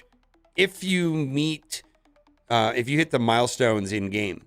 And so if you don't hit the milestones in game, I don't think these are a great value, frankly. But they kind of clarify the way that it works because, frankly, it's confusing. I even mentioned yesterday, I think it's the title of the video. This is confusing. Tower passes and milestone skip clarification. We heard your feedback and questions surrounding the Spider-Man Descent tower passes and milestone skips. We wanted to address them today. Here's what you need to know. Rewards are determined after the Spider-Man Descent tower event ends. And until you've maxed out and gone as far as you can in the tower, I would say don't even look at these. There's some inside of the web store that are ultra cores, and then there's some in-game that are power cores, and each one of them has a different milestone requirement to pay out. Now, the reason why you'd want to do that potentially is that you get more ultra cores back than you put in, and if you put in power cores, you can actually buy them with the ultra cores for more power cores that we started off with. But you have to hit the tower level requirements, the milestone requirements, right? These rewards are not granted immediately when purchasing an offer or a calendar. Once the tower ends, we'll look at the highest milestone you completed and apply the benefit from each eligible offer you purchased. If you have not completed all the milestone required by your offer, you receive the contents of the next unearned milestones covered by that offer. In this case, you will not receive the Ultra Core reward for that offer. If you complete all the required milestones for your offer, you receive the full Ultra Core amount listed on that offer instead. Multiple eligible purchases stack. Each qualifying offer will provide its applicable benefit based on your final tower progress. So you have to calculate this after you find out what milestone you're on, right?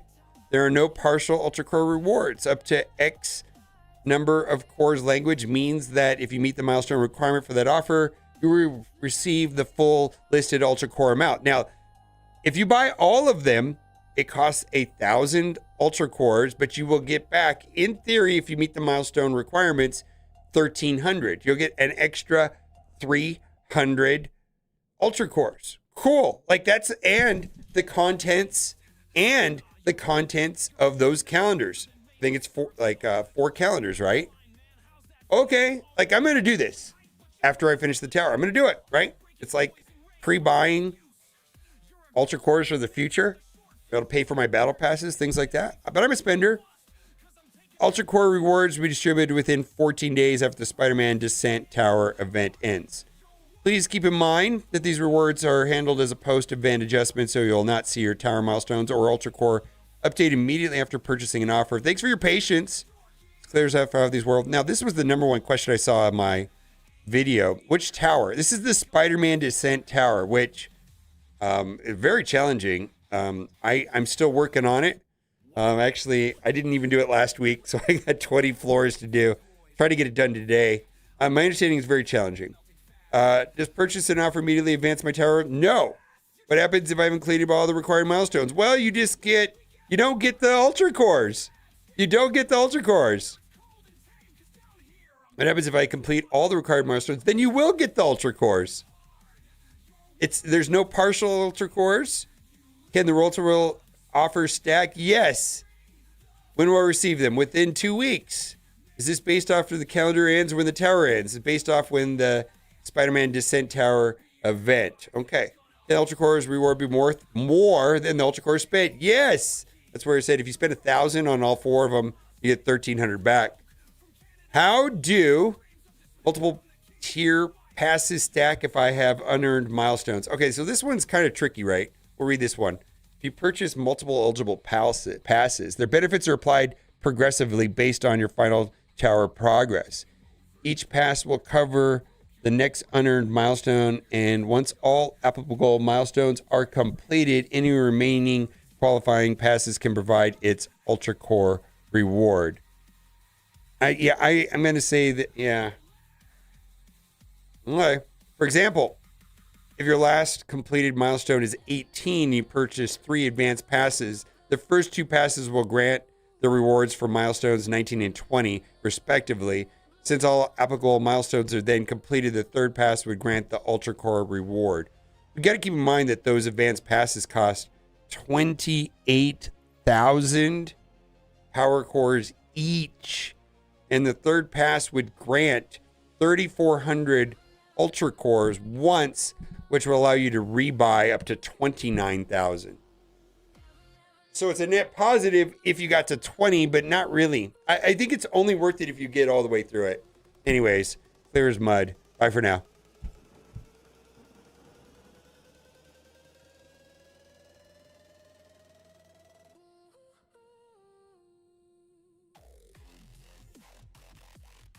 Yeah, it's some wacky shit, man. I'm glad that I presented it accurately yesterday.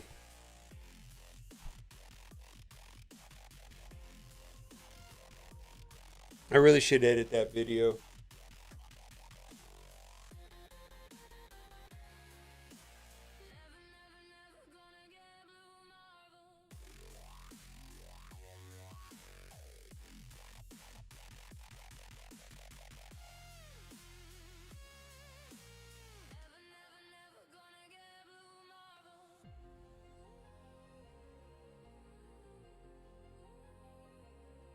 All right. When am I going to do the tower?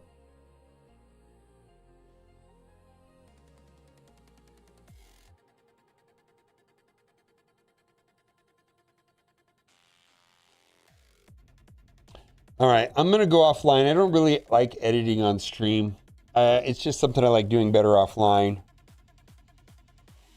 And I will mess with the towers later. I might have to come back and stream Raid later too.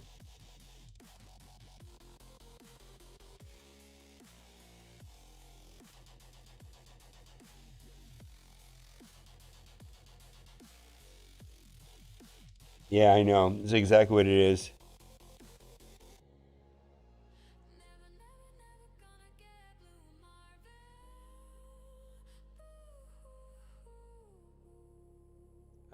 Crucible. Fuck me.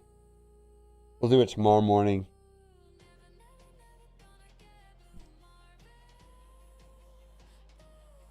Yeah, okay. I'm going to edit a video and take a little break, and then maybe I'll come back and stream Tower. Let's see how my evening goes, where my energy levels are. All right, let's find somebody to raid.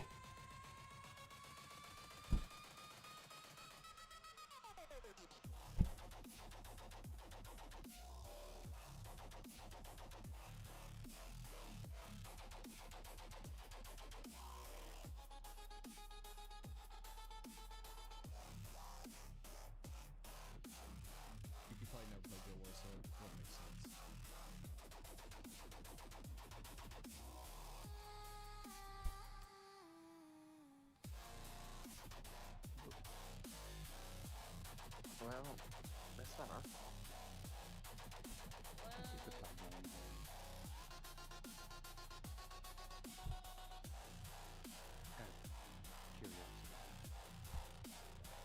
Huh?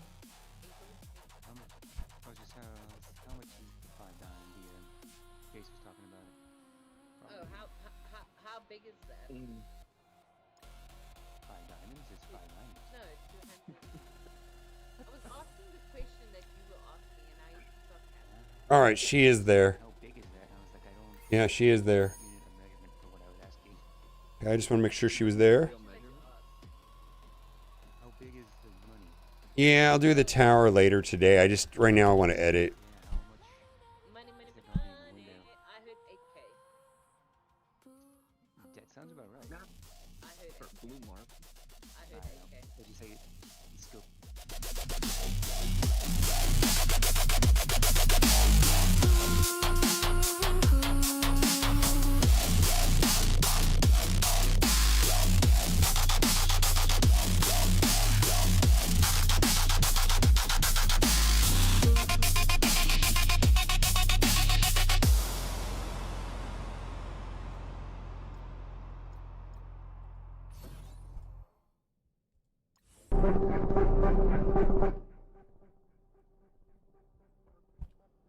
All right, let's go. Bye for now.